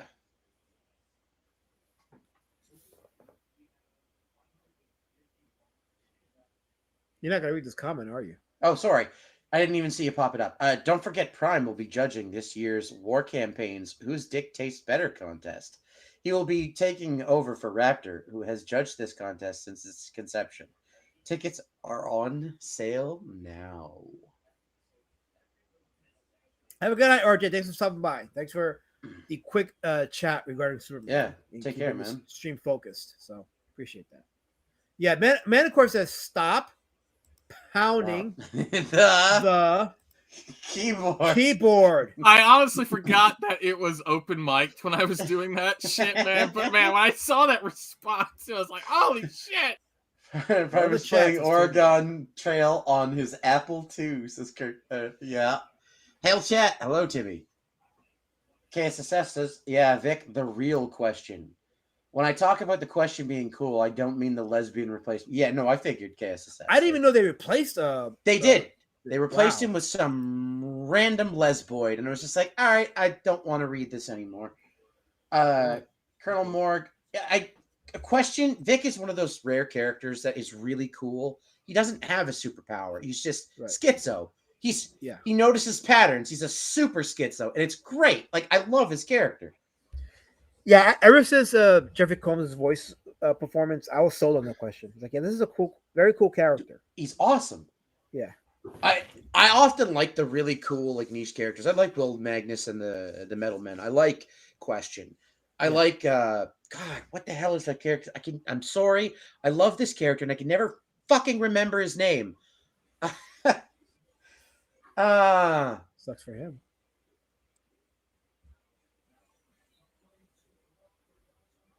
Well, why? Well, Ida has a brain aneurysm. Twitless says, Oh regardless of how man. you feel about Superman, it's amazing. It's refreshing that the discourse is about the quality of the film and not political. Not yeah, that's the thing. Twitless. That's the thing that I appreciate about the movie because when Richard Embry was asking me about taking his kids, I just realized, you know what? There isn't anything like inappropriate in the movie for kids to watch, and it's not woke. So that's the other thing. Is like there's no maybe a tiny bit, but not even enough to like to glimpse it. It's just it's yeah. You left talking about the quality of the film. I'm asking myself, was the film good? And I'm thinking about what I saw in the movie and judging the merits of the film. And I came away with, you know what? Overall, the film was a pretty decent watch experience. You know, to me, it's not the Superman film I would have made, but is it better than Man of Steel? Absolutely, I think it's better than Man of Steel. There we are. And I would even go as far as say it's better than Superman Returns. It's that weird futuristic guy, Booster Gold. I found him. Okay, cool. Like Booster, I don't know. It's just something about Booster. I find him very amusing. Oh yeah, that's the thing too. Like the Hall of Justice, we actually got to see the Hall of Justice on film now. I was like, oh crap, that's the Hall of Justice. Wow, they actually put it on film. It's awesome. So yeah, the mural in the Hall of Justice confirms the JSA. Oh yeah, that is actually a thing now, and it's more or less confirmed. So that'll be fun to watch it unfold. The Justice Society. So Will the upcoming Clayface movie be in the same universe? So good question. I don't know if it will be because this universe, the way it's set up, I don't know how they're going to incorporate Batman. Because it's all about the metahumans, and Batman will be so out of place in this universe.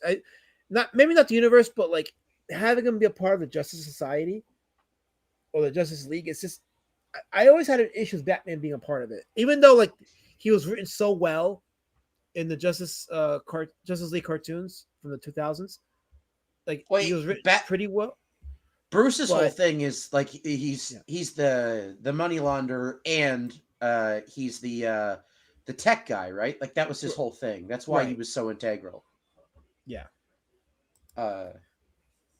Yeah. So, I don't know. I don't know how they fit him in this universe. But if they did, hopefully, yeah, dude, Ted Kord's a pretty solid character too. What's the character's the other kid's name? Jaime Reyes or something like that. Reyes. I'm not. I think it was Ramos. Maybe I'm not super fond of the replacement. Like he's a good character. I just wasn't that interested in him because I liked Ted. Ted was the sort of the Blue Beetle that I grew up with. So I don't know. Like I said, I don't know if Batman would fit in this world, but if they do make him fit, I hope. Because I don't know if I could do a side by side or a concurrent Batman because we already have Matt Reeves Batman. Yeah. I don't know if I could do like what they did with like the Nolan Bale with and the Ben Affleck Batman being side by side. Like I kind of wanted Arnie Hammer to play Batman, but it seems like we're never getting that. That's a weird choice. Yeah, people. Not weird. I shouldn't say weird. It's like it's an interesting choice. Yeah, like I think he would have been good for it, but you know. Yeah, so Willis gives the movie a 9. Well, that's a high grade for that movie. But good. I'm glad people are enjoying it. Like I won't go watch just because I have a personal vendetta against all of Hollywood. But like I'm glad people are getting some meat and potatoes now instead of the filth we've been getting. So we are getting another Batman movie by Matt Reeves. Kirk. It's just he's been dragging his leg on it because I guess he's been wanting a good screenplay and he hasn't gotten one yet. That's a shame. Or if he's writing it, so I think that was the thing. But yeah, he's been dragging his feet with that. But the Batman is a good movie. I watched it again a month ago, and I enjoyed it just as much, if not more so, with that viewing than the previous viewing. So it is a very good Batman movie. Reeves should do the Long Halloween with that Batman. Yes, because it fits the vibe, and it's a very good story. It fits in that universe, so I would be absolutely for it. It's maybe the most detective Batman story ever. Wait, KSS is saying the new Blue Beetle is Alberto Martinez. Alberto, what a stupid name. Wait a minute. That's my name. You son of a bitch. That's my name. Okay? This is, I don't know where you live in, KSS. I don't know where you live at, but right now it's Sunday. And Sunday is the Lord's Day. You're supposed to be nice and kind to me. So, wait. Your name's Alberto? Wait. Who doxed me? No, I'm sorry. I don't permit this. This is my stream. I want to be respected. You guys respect me. I make comic books. Respect me, or you're getting bitch slapped. Thank you. Anyway, back to the stream. Wait, here we go. Okay. It's kind of. I'm not super. No, I'm not. Not even phrase it that way. I don't like how they sort of pass off the mantle to other characters in many cases with a lot of these characters. I think it would be far more interesting if the characters sort of were sidekicks and became their own thing, or were inspired by the character, and rather than taking the mantle, chose a mantle that was inspired by the character they were inspired by. Yeah, like Speedy. Speedy was cool. Yeah. And he did kind of his own thing, rather than being a second Green Arrow. Yeah, exactly. Though also the character was pretty well written. Yeah, no, agreed. Like I wish they would do more of that. More examples like Speedy instead of, oh well, I guess you're Batman now. Stop it. Yeah, they also shouldn't do that with Nightwing or worse, Jason Todd. Yeah. Because Jason Todd could be such an interesting character for a Batman movie.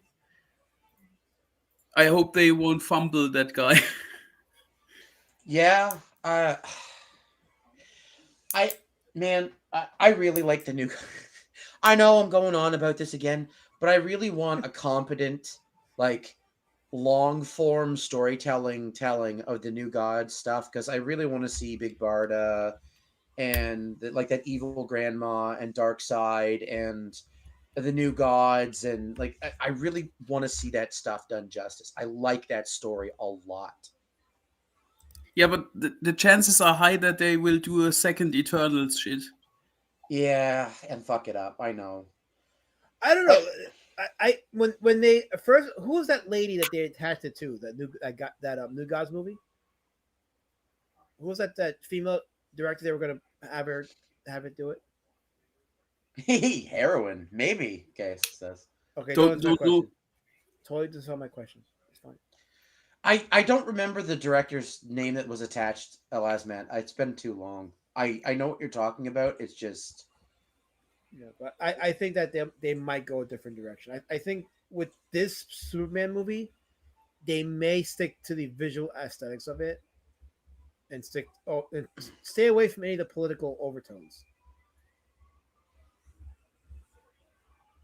Yeah, I don't know. I would love to see Sam Raimi, The Dark Knight Returns, starring Bruce. Dude, you know what? I would watch the shit out of that, Ian. By the way, speaking of Sam Raimi, so at the theater today, they were showing trailers for the 3 Spider-Man movies, and they're going to be re-releasing those in theaters this year. So I guess if you guys want to see Spider-Man back in the big screen, the Sam Raimi Spider-Man movies, they're going to re-release them this year. I may go see that then. Yeah, I might make that a trip with the guys and just like go see a movie. And the first Ninja Turtles film is getting re-released in August. Oh, come on, really? Yeah, for its 35th anniversary? The proper one? Yep. The best one. The best one. Yes. The one where Raph ends up in the tub on the roof, right? It's so funny you remember that scene. But yeah, that's the one, yeah.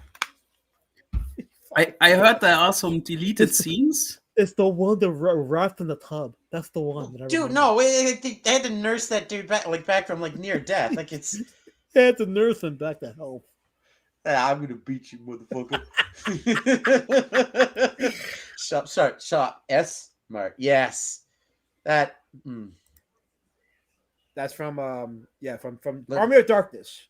And by the way, the TV series Ash vs. Evil Dead, if you haven't seen it, it's 3 seasons, but I definitely recommend that show. It's a great. It's fantastic. Show. Yes. Ignore all the like the dumb shit, the dumb it's woke. It's okay. It's just fun. I get it. It's not really woke. It's not that woke. It's just like it is exactly what it needs to be. Yes. It's horror, it's gore, and it's got a little bit like a whole lot of really dark comedy. It's exactly what it needs to be. Yes, Ava DuVernay, that was her name. She was the one that was attached to the New Gods, and there was a whole dread from the community about her doing it. Like, dude, when they announced that movie, I was really scared because that was during the, like you say, the era where they were.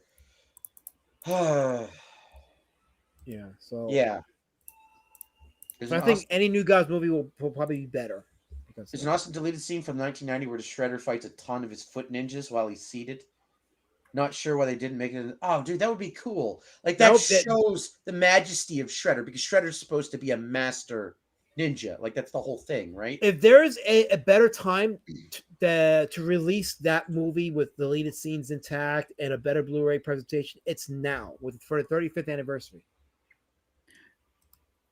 Am I wrong, or were there also news about a possible Joel Schumacher cut of Batman Forever?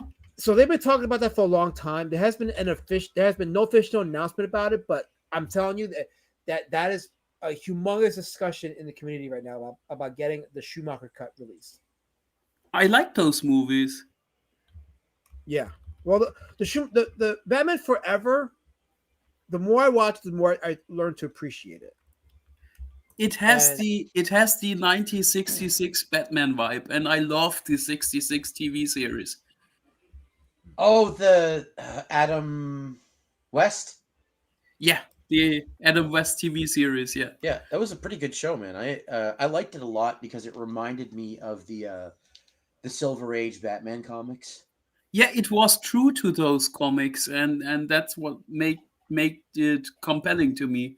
Yeah, that's why I liked it as a kid because I read like I had the good fortune of being around people who had a lot of the stuff that I didn't grow up with. So I got to read like Silver Age comics like really early on. And so when I got into the Adam West Batman show, I thought it was really cool because like it felt like those comics I had read, right?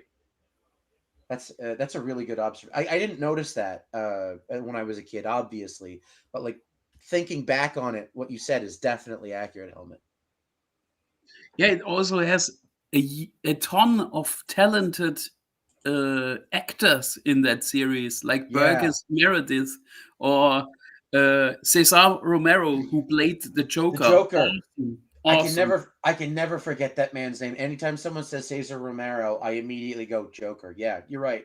Like how he was just fantastic. Who was the guy that played Dr. Freeze? I can't remember. There were 3 different actors, and one was Eli Wallach from the Italo Western movies. Yeah, that was a man. Yeah, and Vincent Price as Egghead. Awesome. Yeah. Vin Diesel is attached to voice Beast Citizen Road Warrior Drake in the animated movie. When asked why he was doing it, the Fast and Furious star said, "I am Groot." I think Batman Forever is ridiculous, but watchable and fun. But Batman and Robin is unwatchable excrement.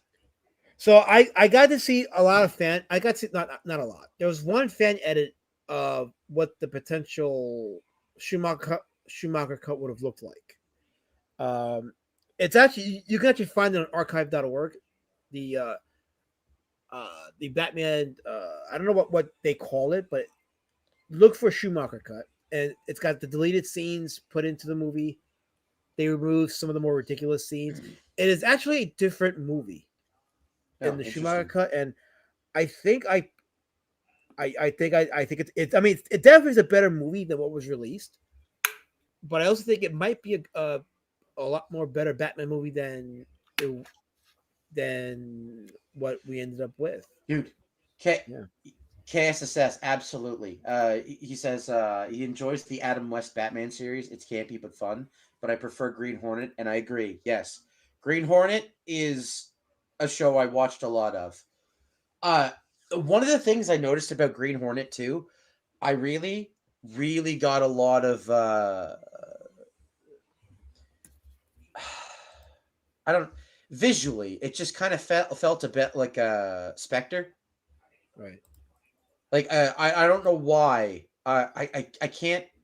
I'd have to go back and rewatch it, but like something as a kid made me feel like I was almost watching like a non-supernatural version of the Spectre. Right. And it's just I really liked Green Hornet as a result.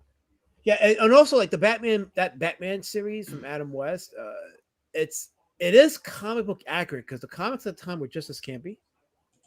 So the show doesn't get as much respect now because people see it from the lens of what we've gotten since with Tim Burton and Christopher Nolan. But the Adam West series was comic book accurate for its time, so I can appreciate it. I still appreciate it, even though it's we've had much better Batman material since. But I can still picture Caesar with the makeup over his mustache. Yeah, that's funny. See him. He wouldn't shave his mustache for the series, so they had to paint the makeup over it. It was kind of funny, but it works. It works. Caesar with the makeup over his mustache. Yeah, yeah. Even when I was watching the reruns at my grandmother's house, I was like, "What the hell is this bullshit?" Cesar Romero looked without the makeup like a Cuban Cary Grant. I mean, that's fair enough, Kirk. Later, guys. Take care, Bats. Have a good night, Bats. Thanks for stopping by.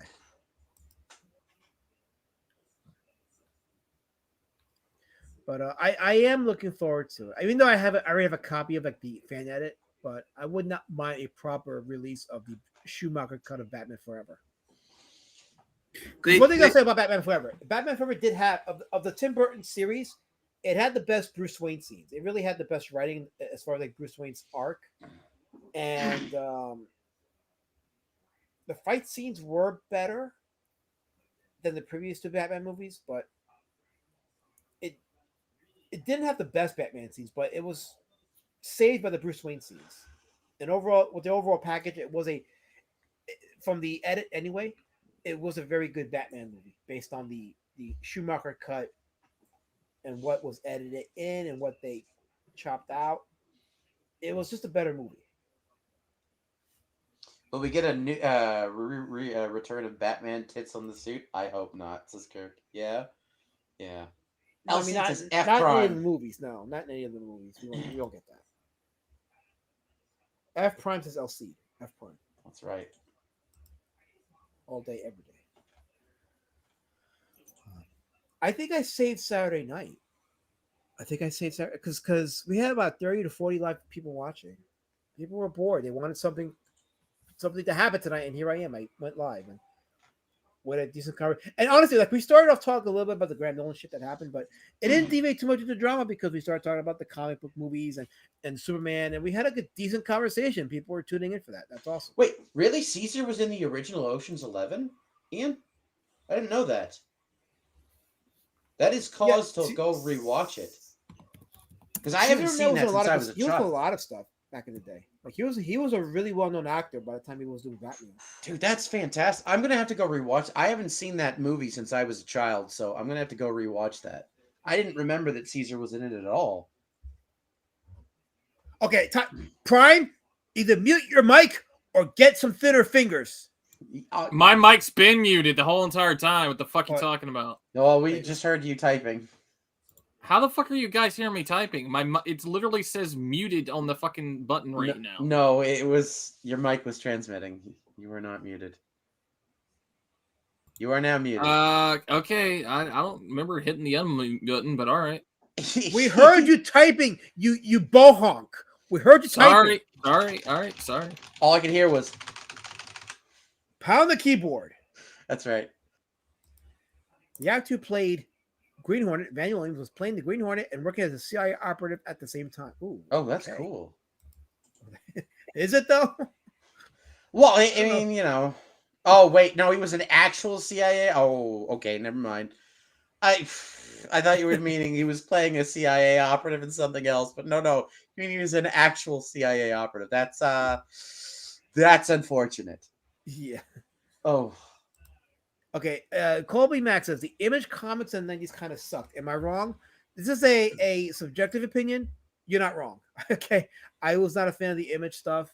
As a matter of fact, like even today, like when I went to the comic book shop and I see that hardcover omnibus of Savage Dragon, as good as that looks, I'm like, I don't think I would enjoy reading it. So nah. I like Spawn a lot. Spawn's a lot of fun, but I think it's the only Image line comic that I actually really enjoyed. I couldn't get into Savage Dragon. I found it bland. I couldn't get into Young Bloods. I found it bland. Like it just, I don't know, man. Yeah, it seems like outside of Spawn, the entire Image run was not really. It's just, I don't know, man. It wasn't my thing. Like I really liked Spawn a lot. I really got into Spawn because it was this cool take on Ghost Rider. I was like, hey, I really dig this. Let's go. Yeah, I never got into Image, so I'm with you on that. Yeah, I did. I read all of it, and the only one I really, really stuck with was Spawn. I didn't really care for anything else. Yeah, not even Pitt. No, I don't want to be that guy, but Pitt wasn't for me. No, a lot of people are saying it. There's a lot of people saying that they found Pitt to be overrated. It's not bad or anything. It just wasn't for me. Like I don't like saying something is bad unless it's just poorly structured. I don't think Pitt was bad. It just wasn't for me.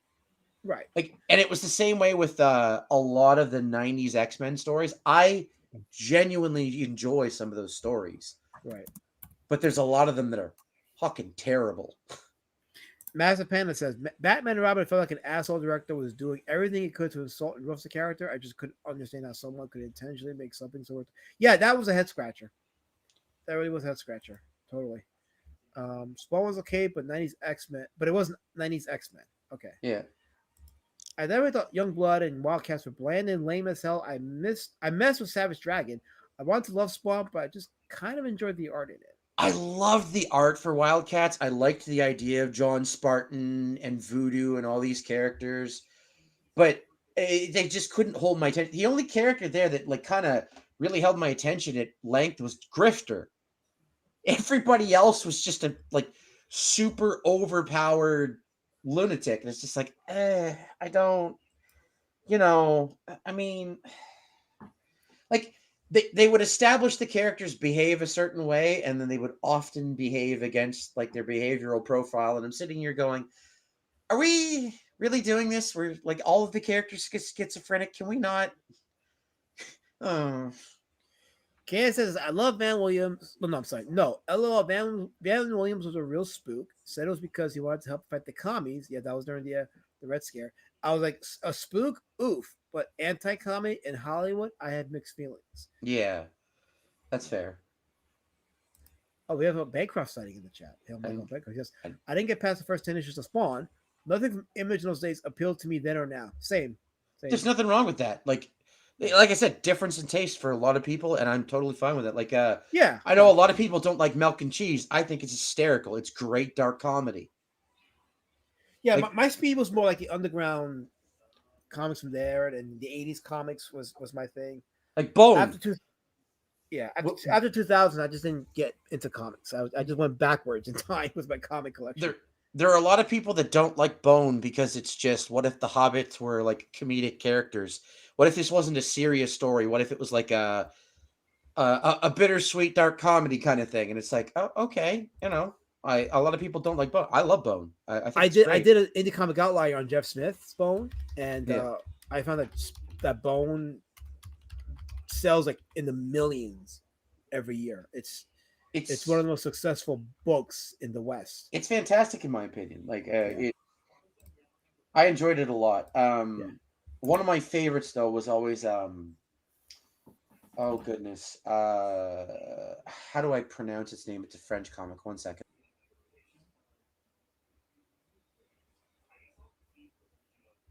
While Iberg thinks about it, Master Panda agrees with Michael Bancroft. He's at the first several issues, and I came to the conclusion that it wasn't worth my time to continue reading. That's why I wasn't going to get the Savage Dragon omnibus, because I was like, I probably have the same impression. I'll just read it, and then I won't feel any kind of impression from it. And Spiro and Fantasio. That's what I'm looking for. Oh, this is from the guy who did the Masupilami stuff. Yes. Spiro and Fantasio was really fun for me as a child. Like I shouldn't say child. I wasn't a child when I read it. Young teen. I really enjoyed that stuff. Another thing that I really liked that was French was Asterix. I think it's like Asterix and Obelix. Yes, that's it. That's the one. It's about two Vikings, like two just colossally retarded Vikings. They're great No, characters. they are Gallians. They are Gals from France. Yeah. It's a French comic from René Goscinny and Uderzo. And a lot of the jokes, unfortunately, when you translate it into English, get lost because many of the jokes are actually like the fact that the names are like the French, like a French word that is like a sort of like an in joke, which is a shame. So if you can't understand French, that comic loses a lot of its presentation. It's a shame. I really like it. Ian Stave says, "You guys really struck my love of Batman '66 again. Thanks, Helmet. Last comment on this. Otto Preminger, best Mr. Freeze ever." Yeah, I can go with that. Even though Eli Wallach was also a good Mr. Freeze. Yeah, but I really like Bone Timmy. It's I enjoyed it a lot. I must say, in regards of the pit thematic. Hey, dude, you know what? Colby, Silver Sable's a fantastic character. She was a great sort of. She kind of served like briefly as like a foil for Spider-Man, if I remember correctly.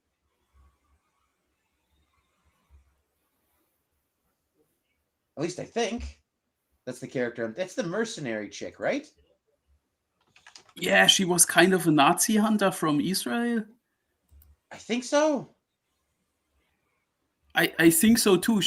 I think she had some issues in the comics where she fought against Red Skull and Hydra, but I am not exactly sure. And she had connections to Nick Fury. That I'm sure. Yeah. Yeah, it's I thought she was a really cool character. Yeah, she was a Merx's Colby. Yeah, fair. Yeah, dude. I only remember a little of her, unfortunately. I got to go back and read some old stuff because it's been a while. I think it's time to do a reread of a lot of like a lot of older Marvel stuff because I think I got some of the Asterix and Obelix in a quarter bin a while back. Need to dig it. Yeah, dude, that's a good find. That another one I liked was it was about a cowboy. It was also a French comic. I can't. Lucky Luke. Lucky Luke. Thank you. Yeah, we just did that stream on Thursday. We talked about Morris. Yeah, it's there's a lot of the that stuff like that. It's really good. If you want something that's sort of Geralt of Rivia, but better because it's actually what's inspired Geralt of Rivia, check out Moorcock's books. What are they called again? It's something of Melniboné. It's like Elric, maybe Elric of Melnibone or something like that. Yeah, they're kind of cool. And if you something else I like that's kind of like a really dark story. I really like the Puritan Avenger. What's his Solomon name? Kane. Thank you, Solomon Kane. It was something I really, really enjoyed. An OG Robert E. Howard character from the guy who invented Conan the Barbarian. Yeah. Yep. Like John Blaze when he had a Dan Ketch Ghost Rider, shit was great. Just Colby. Oh, fair. Man, I miss the old Ghost Rider. I miss when it was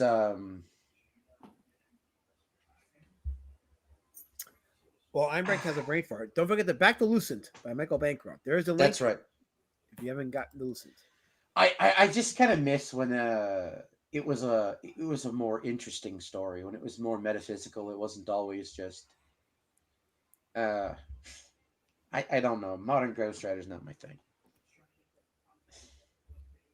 I must come back to the pit stuff for a minute because Dale Keown invented pit or brought it out in 1993, right? Right. Yeah, and that was the year when one of the best Hulk stories were printed, Future Imperfect, with the Maestro Hulk, the first time you see him. Right. And I thought always it was such a dumb idea to bring a Hulk knockoff to Image when at the same time Marvel brings this dope Hulk story. Yeah, a lot of people said that Pitt was just a Hulk ripoff without a nose. I can only recommend, guys, read Future Imperfect, one of the best Hulk stories. Okay. Yeah. I don't think I've that's a read good that one, recommendation. so I'll have to get on it. Who wrote those Hulk stories? Was it one guy, or was it a couple of guys that wrote it?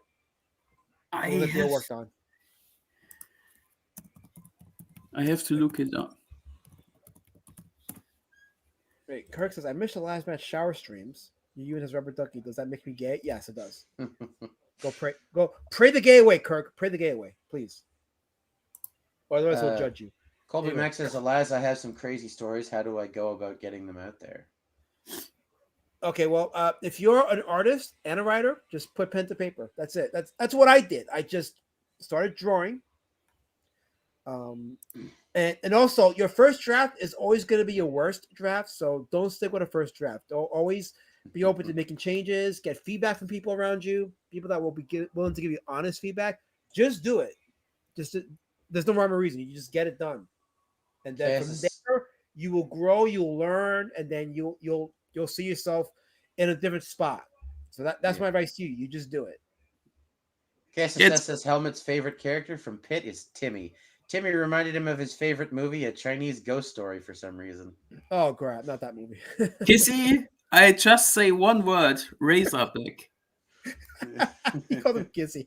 He called him Kissy. And also, Oliver656 is right. It was a Peter David story, and George Perez has had his hands in the creative process. Okay. All right. George Perez, that's a name I didn't think would be a part of that. Okay, that's good to know. So maybe now, is that available in an omnibus? I think it's available in a two-parter.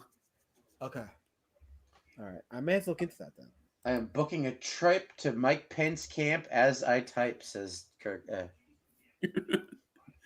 Oh, look who's in the chat. Oh, I'm sorry, JD. I'm sorry that we're boring you. Why don't you go back and go somewhere? Go take a long walk off the ocean. Do that for me. And then let me know how it worked out for you in the afterlife, because we're not good enough for you. So please do that. Thank you. He's trying to get you going, Helmet. I get the feeling that Kissy tries to rile me up for some reason. You just figured that out now? Kissy's been doing that for a long time. I'm trying to help you, but Kissy does it with you, not with me. He's using me to get to you. You were the prime target. Ian Stape says, Old Ghost Rider, Master of Kung Fu, and Sergeant Rock were my favorites. I only kind of remember Sergeant Rock. It's been a long time, but I did read that when I was quite young. A Master of Kung Fu is not one I'm familiar with, though. Did anybody of you read ROM in the 90s? Yes, I like ROM. Wait, hold on. Before you do that, let me answer JD Kirby's question. He says, "Any dating tips?" Yes, JD Kirby. Here's a dating tip for you. It's not going to work out. So don't please take the razor blade from your wrist, because it's not going to work out. And just consider a life of solitary as a monastery. That might be the best route for you. What were they called again? Was it Dire Wraiths, Dread Wraiths, something like that? The bad guys. Oh man, that's so long ago. It's a weird name. It's like Dire Wraiths or Dread Wraiths. I love that shit, man. ROM was a lot of fun. ROM was an experimental version of Transformers. Yeah, it was super campy, but that's why I enjoyed it. I really, really enjoyed ROM. Massive Panda, I forgot. You're right, man. I forgot to let Kobe Smack know. Another tip, Kobe Smack, is make sure to spend 11 hours rendering the hair on every background character, or else it won't be a quality book. So there you go. Yeah, Timmy, ROM Space Knight. That's what we're talking about.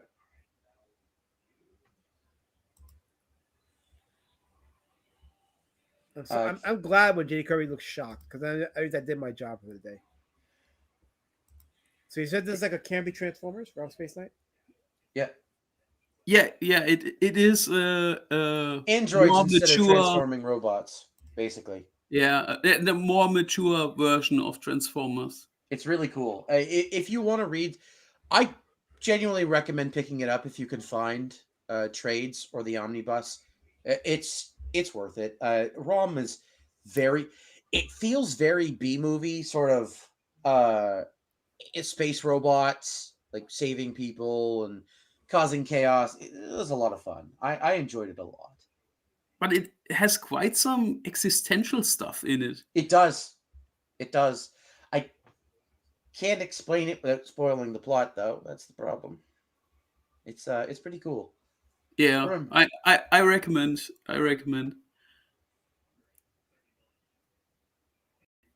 It sounds like Elasmat hasn't read ROM.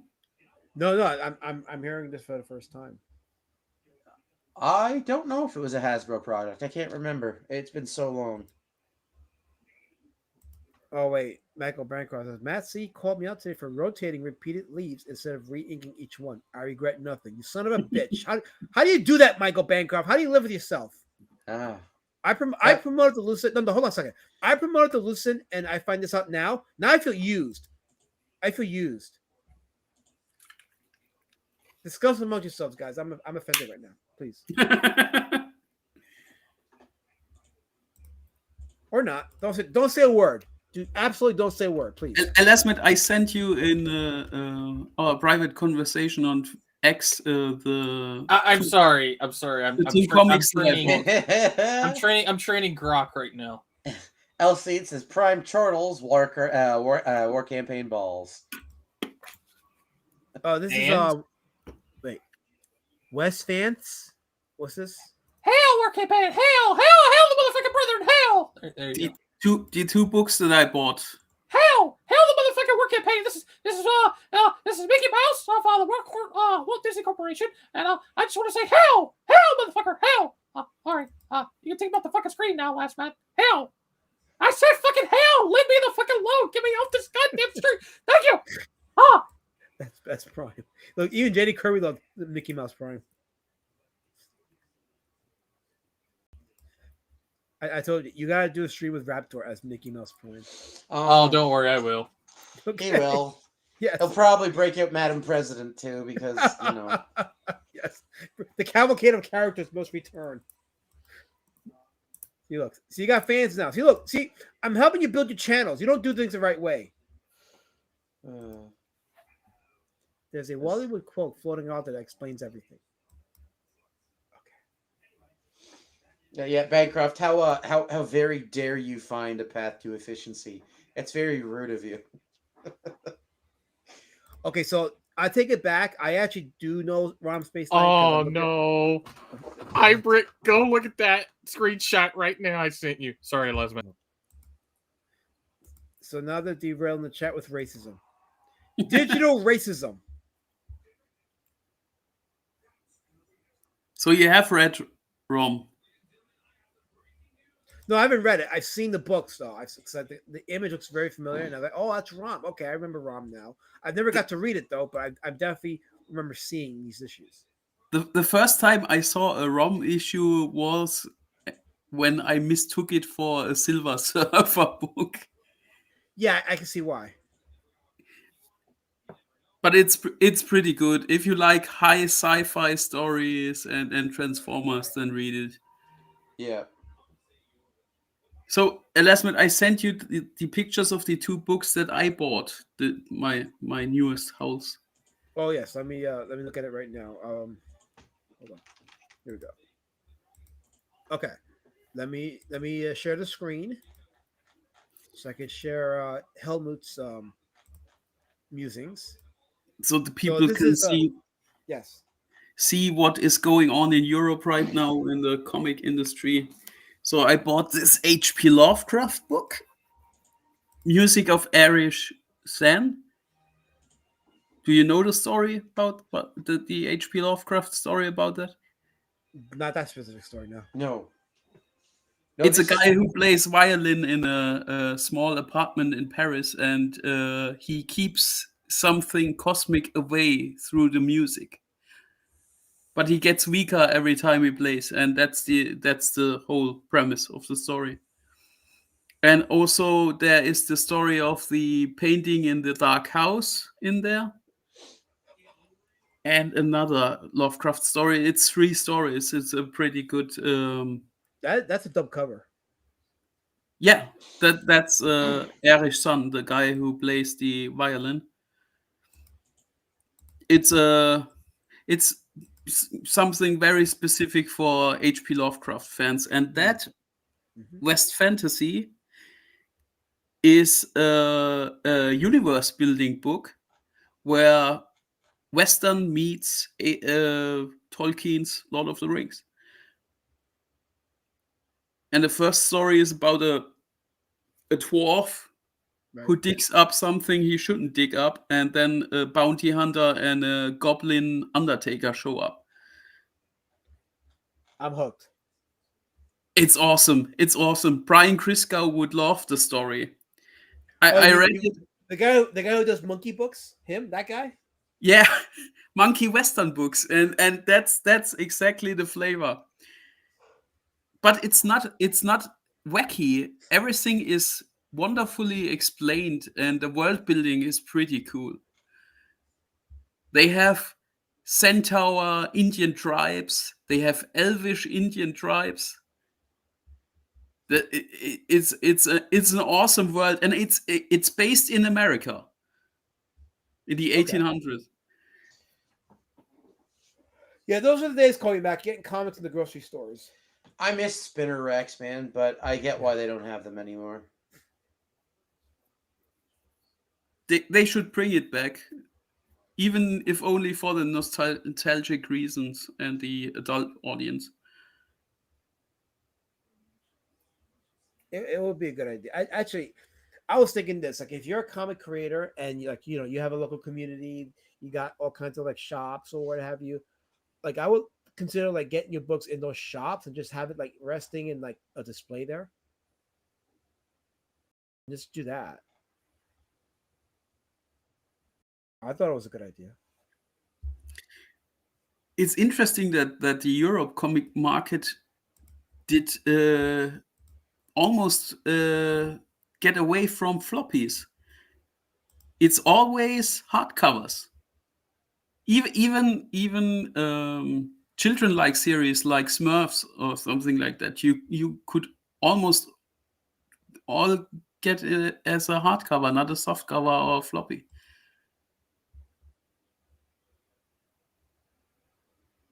I'm sorry, I'm just looking at your DMs right now with the Dax Herrera stuff. It's interesting. Okay, you're reading that. Yeah. Yeah, it seems that this abhorrent, shitty show is gone for good. They've done this bit before, so remains to be seen, but maybe. Yeah, but with the stunt with that other fucktard showing up at Vito's house and Vito calling the police, not that much kayfabe anymore, Einbrecht. Fair, but as I said, with these people, remains to be seen. Wait, hold up. So Crash's Kurt got Red Rooster at the grocery store. Okay, so really? So it went from Walmart to the grocery store? How the hell? Okay, not to dox yourself, because there's like thousands of grocery store chains in the world.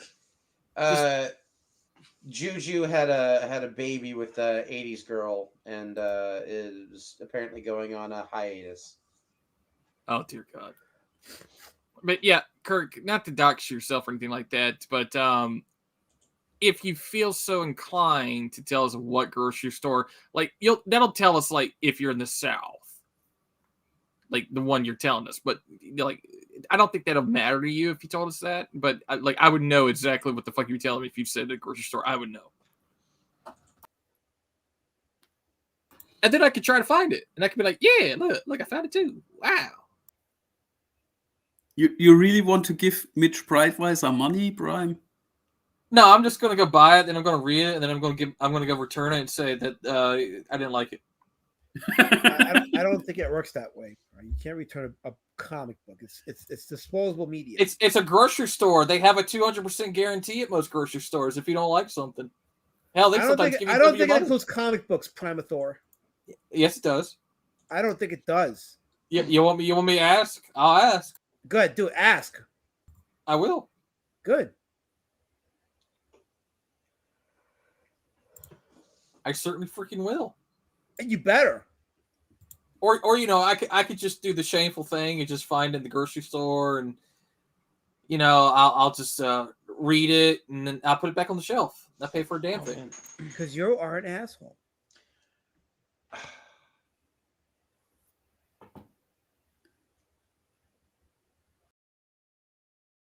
Did Kelsey Shannon some work on the Red Rooster book? I believe so. I think he did a cover for them. Oh, okay. But that's as much as I know. Because I didn't follow the Red Rooster shit until after that Walmart deal was announced and people started groaning about it. And then I looked into it like, oh, it's kind of fucked up, yeah. You know, but Didn't he do a comic book for Mitch Breitweiser? Nora Saga or something like that? yeah, I think he did. I don't know exactly, but yeah, he may have. I definitely did work for them, and it may have been the Norse Saga. Yeah, Bangkok confirmed it. It was Norse Saga. That's it. Was this book good, Michael? One thing I will say is that a lot of people did say that the Brightwiser's books were good. Like Red Rooster did get a lot of good reviews, both in presentation and the story. So it's a shame because Red Rooster could have been a long-term IP, but because they fucked up the Walmart deal and fucked over their backers, they lost any potential of future investment. And it wasn't because Red Rooster wasn't a good book, from what I heard. I heard it was one of the best-looking books that was produced in early CG. Yeah, that's solely on Mitch Breitweiser. That is his own fault.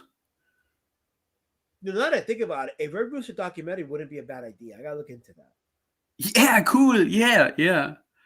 That's some deep lore. Yeah, because I didn't cover the Red Rooster stuff in my CG documentary, and I said at some point I may do it as a side video, so I may do that. I think there should be something in the Red Rooster stuff that would just get people to be like revisit so many lessons in that. On top of the fact that it was a beautifully produced book. What was Red Rooster before or after the Critias stuff? It was after. Critias all unfolded in 2020.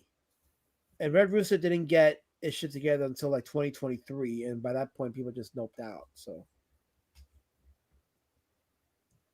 but you know what though? In hindsight, Critias was done a bad hand because the very people that fucked him over because he spent his money on everything but the book, they're like, oh no, it's okay for Ethan and the rest of these guys to spend their money on their bills and their gambling habits. They don't have to spend on the book because the book is a dream. It's not a guarantee.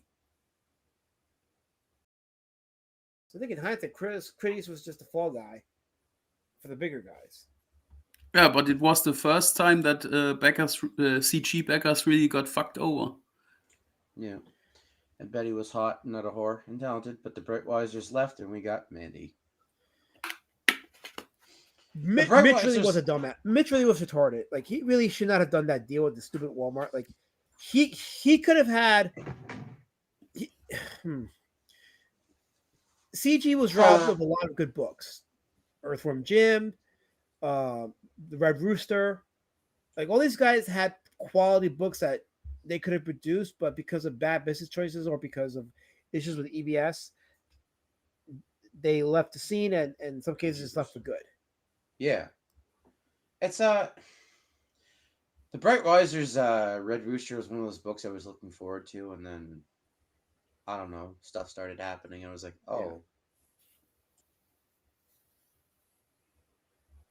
Yeah, it's all about fumbled opportunities. But that's solely on them. They fucked up, not the backers.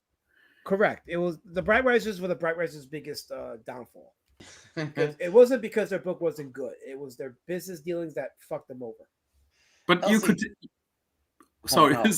Elsie says CG fact. Prime keeps an assortment of lipsticks in different colors so he can, in his own words, leave pretty little rainbows on war campaign decks. Why is that scene on Prime's nuts for a war campaign thing? Oh. I heard about that. Yeah, he lost his marbles. Mitch Breitweiser was awkward as hell. Yeah, I don't know if he still is, but at the time he was in CG and did the streams. He was very, very, very strange. Almost like Dale Keown without alcohol. Without alcohol, yes. Fashion Circus. Earthworm Jim and Bigfoot Bill are the best comics made in CG by far. Doug can really put in quality. Kids story you can give to kids. Yeah, I have Earthworm Jim. I didn't get Bigfoot Bill. I think I should, but I did get Earthworm Jim. I haven't read it yet because there's a lot of books I have to get to catch up on. But I did breeze through it, and it's like, yeah, this was a freaking quality book. And people that read Earthworm Jim said it was very good, so it was like it's a quality book. Beautiful hardcover too. Absolutely beautiful hardcover. Bankrupt says, by the time I got Red Rooster, I didn't care anymore. I was like, it's dead IP, so why bother? Yeah, it's tragic. It really is. It really is. It's all that money, time invested in some, and they did a poor job with the business side of it. So yeah.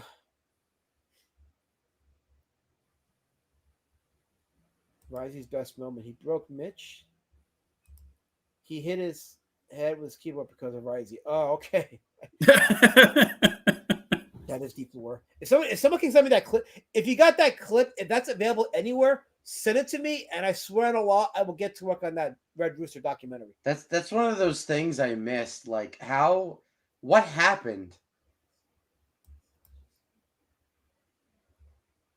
I knew about it, but I don't know the details beyond that. He hit his head with his keyboard. Because like I don't even remember this happening. I think this is one of those moments that I just blanked on. I remember him doing that, but not why.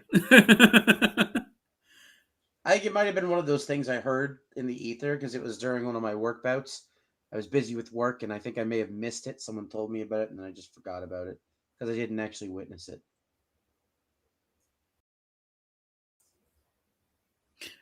There's so much lost media from the early days of CG. It's unreal. The whole Elassie streams are gone. Yeah. Yeah, unfortunately, a lot of them never got uploaded. Which is tragic because those were damn good streams. I wish he could get back in contact with his sister, but yeah,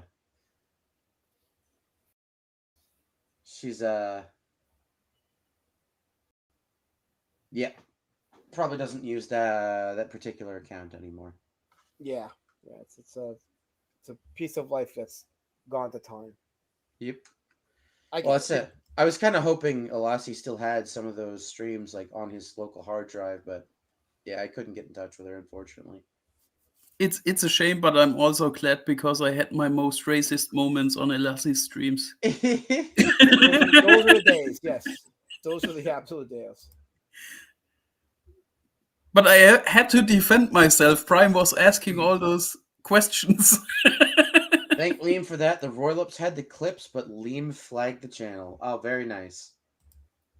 Very nice. That once again, why I fucking hate flaggots.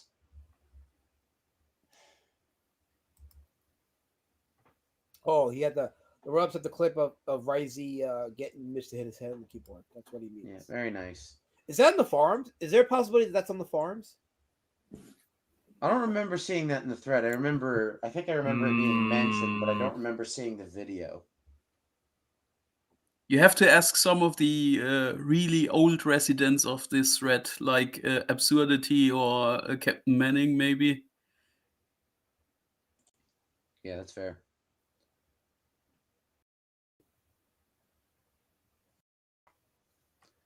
It's a shame that the stream is gone that Testify hijacked with Wick King on. That was an awesome moment in time. Oh man, That was yeah, really right. good. When he called him relentlessly a hack. Which for some reason seemed to have like destroyed Vic King from the inside out. Like what the It was. You know it what? was Now that we know what we know about Vic King, now I know why. fun fact. On this evening, after this stream happened, Testify told me in DMs to be very cautious of Vic King, to say the least. Yeah. No. He picked up on some things, yeah. Yeah, maybe Testy was the first one who really learned about some things surrounding Vic King. That's a fair point. Should you do a documentary about this whole Vic King debacle? No, I would, especially I think Victoria Kundert is a cunt. I think DA Talks did a good job exposing Vic King, so I would just point people to that stream. I think that's all you need to know. They got pretty much the receipts there, and that's all you really need. You know, I don't think Vic King deserves any more notoriety beyond that stream. So I would just point people to that DNV stream.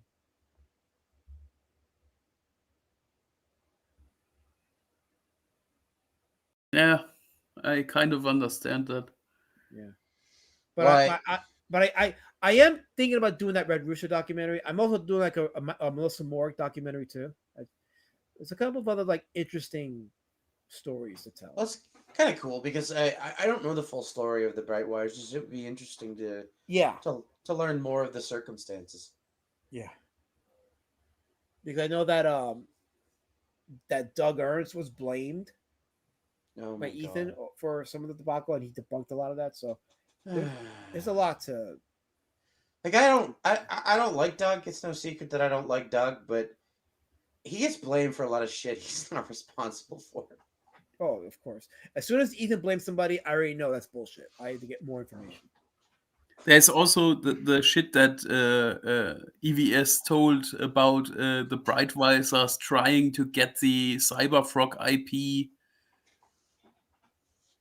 and to fuck him over. Do you remember that, Elasmin? I remember barely, but yeah, that sounds about right. And in hindsight, and given the newer history of CG, I press X to doubt that this really happened. Yes. Because we now know that EVS is a perpetual liar. Which is one of the reasons why I'm doing these documentaries is to take the narrative away from him and let the receipts speak for itself. Yeah. Well, that's the most important thing you can do. It dispels the illusion, right? The obfuscation becomes clear. Yeah.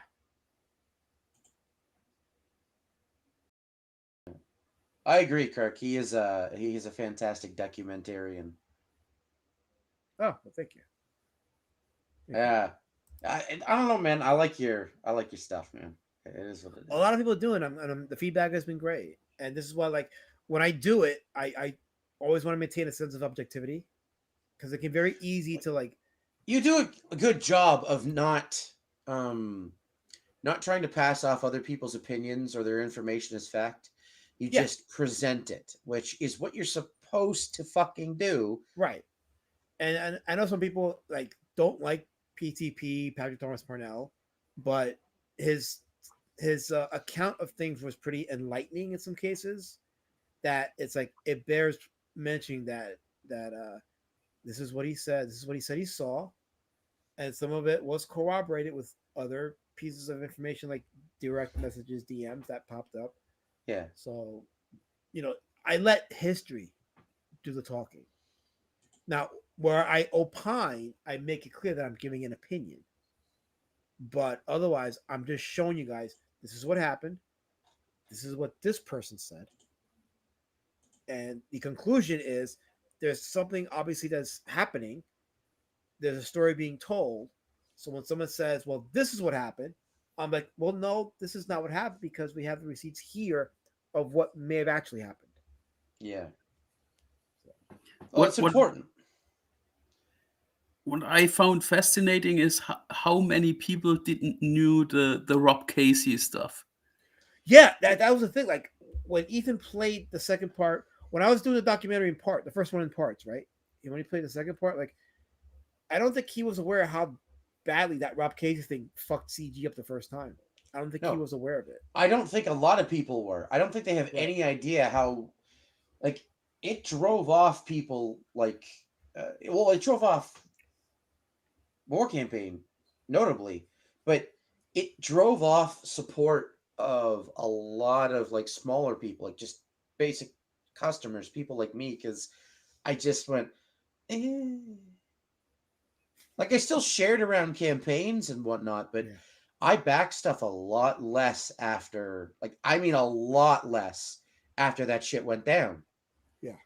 Because I understood, oh, these people are like just retarded bitches. They can't handle any criticism. Okay. Oh no, they definitely can't. Absolutely not. It was the first of many times that John Malin fucked CG over. Yep. He's Yep. done it many times. He's caused many schisms. Many. As a fucking man-child.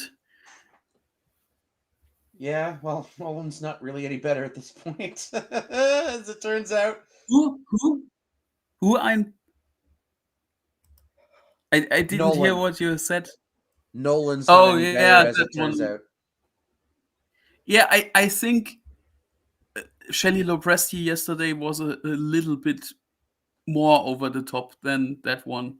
Yeah, I mean, have to- Nolan was pathetic, but Shelley Lopresti was batshit insane. Yeah.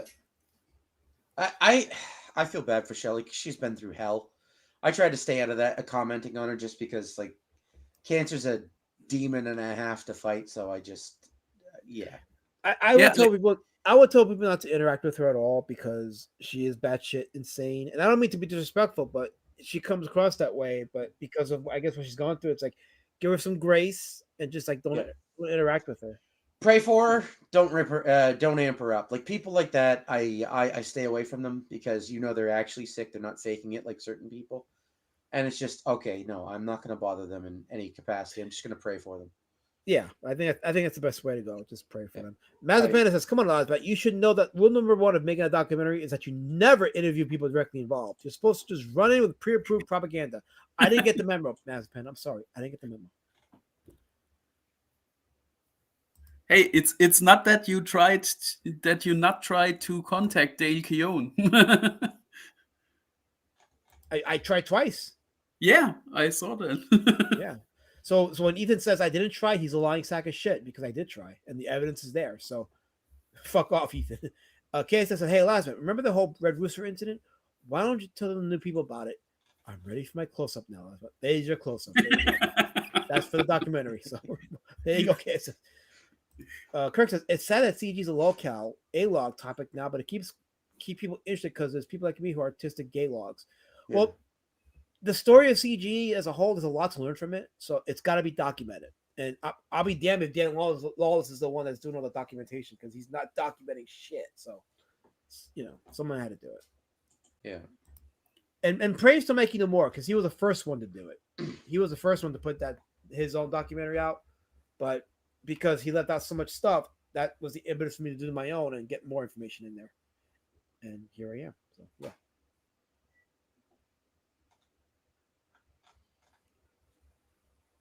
JD Kirby agrees with Einberg about what? I don't know because he doesn't say nothing because he doesn't know how to write. He doesn't know what to say. Great Iron. I've said a lot of. Yeah. I know you did. I'm starting to fall asleep, so I think I'll call it a stream. I think I'm gonna. Sounds good. What do you mean? What? You didn't say nothing for the last hour. You were too busy typing and doing nothing. You do nothing. Oh, hey, hang on. You want me to do something right now? Okay. I'm sorry. Did I hit that? There you go. Oh wait, wrong button. There we go. He's back. Yappity yappity yap yap yap yap yap yap quack quack quack duck duck duck documentary.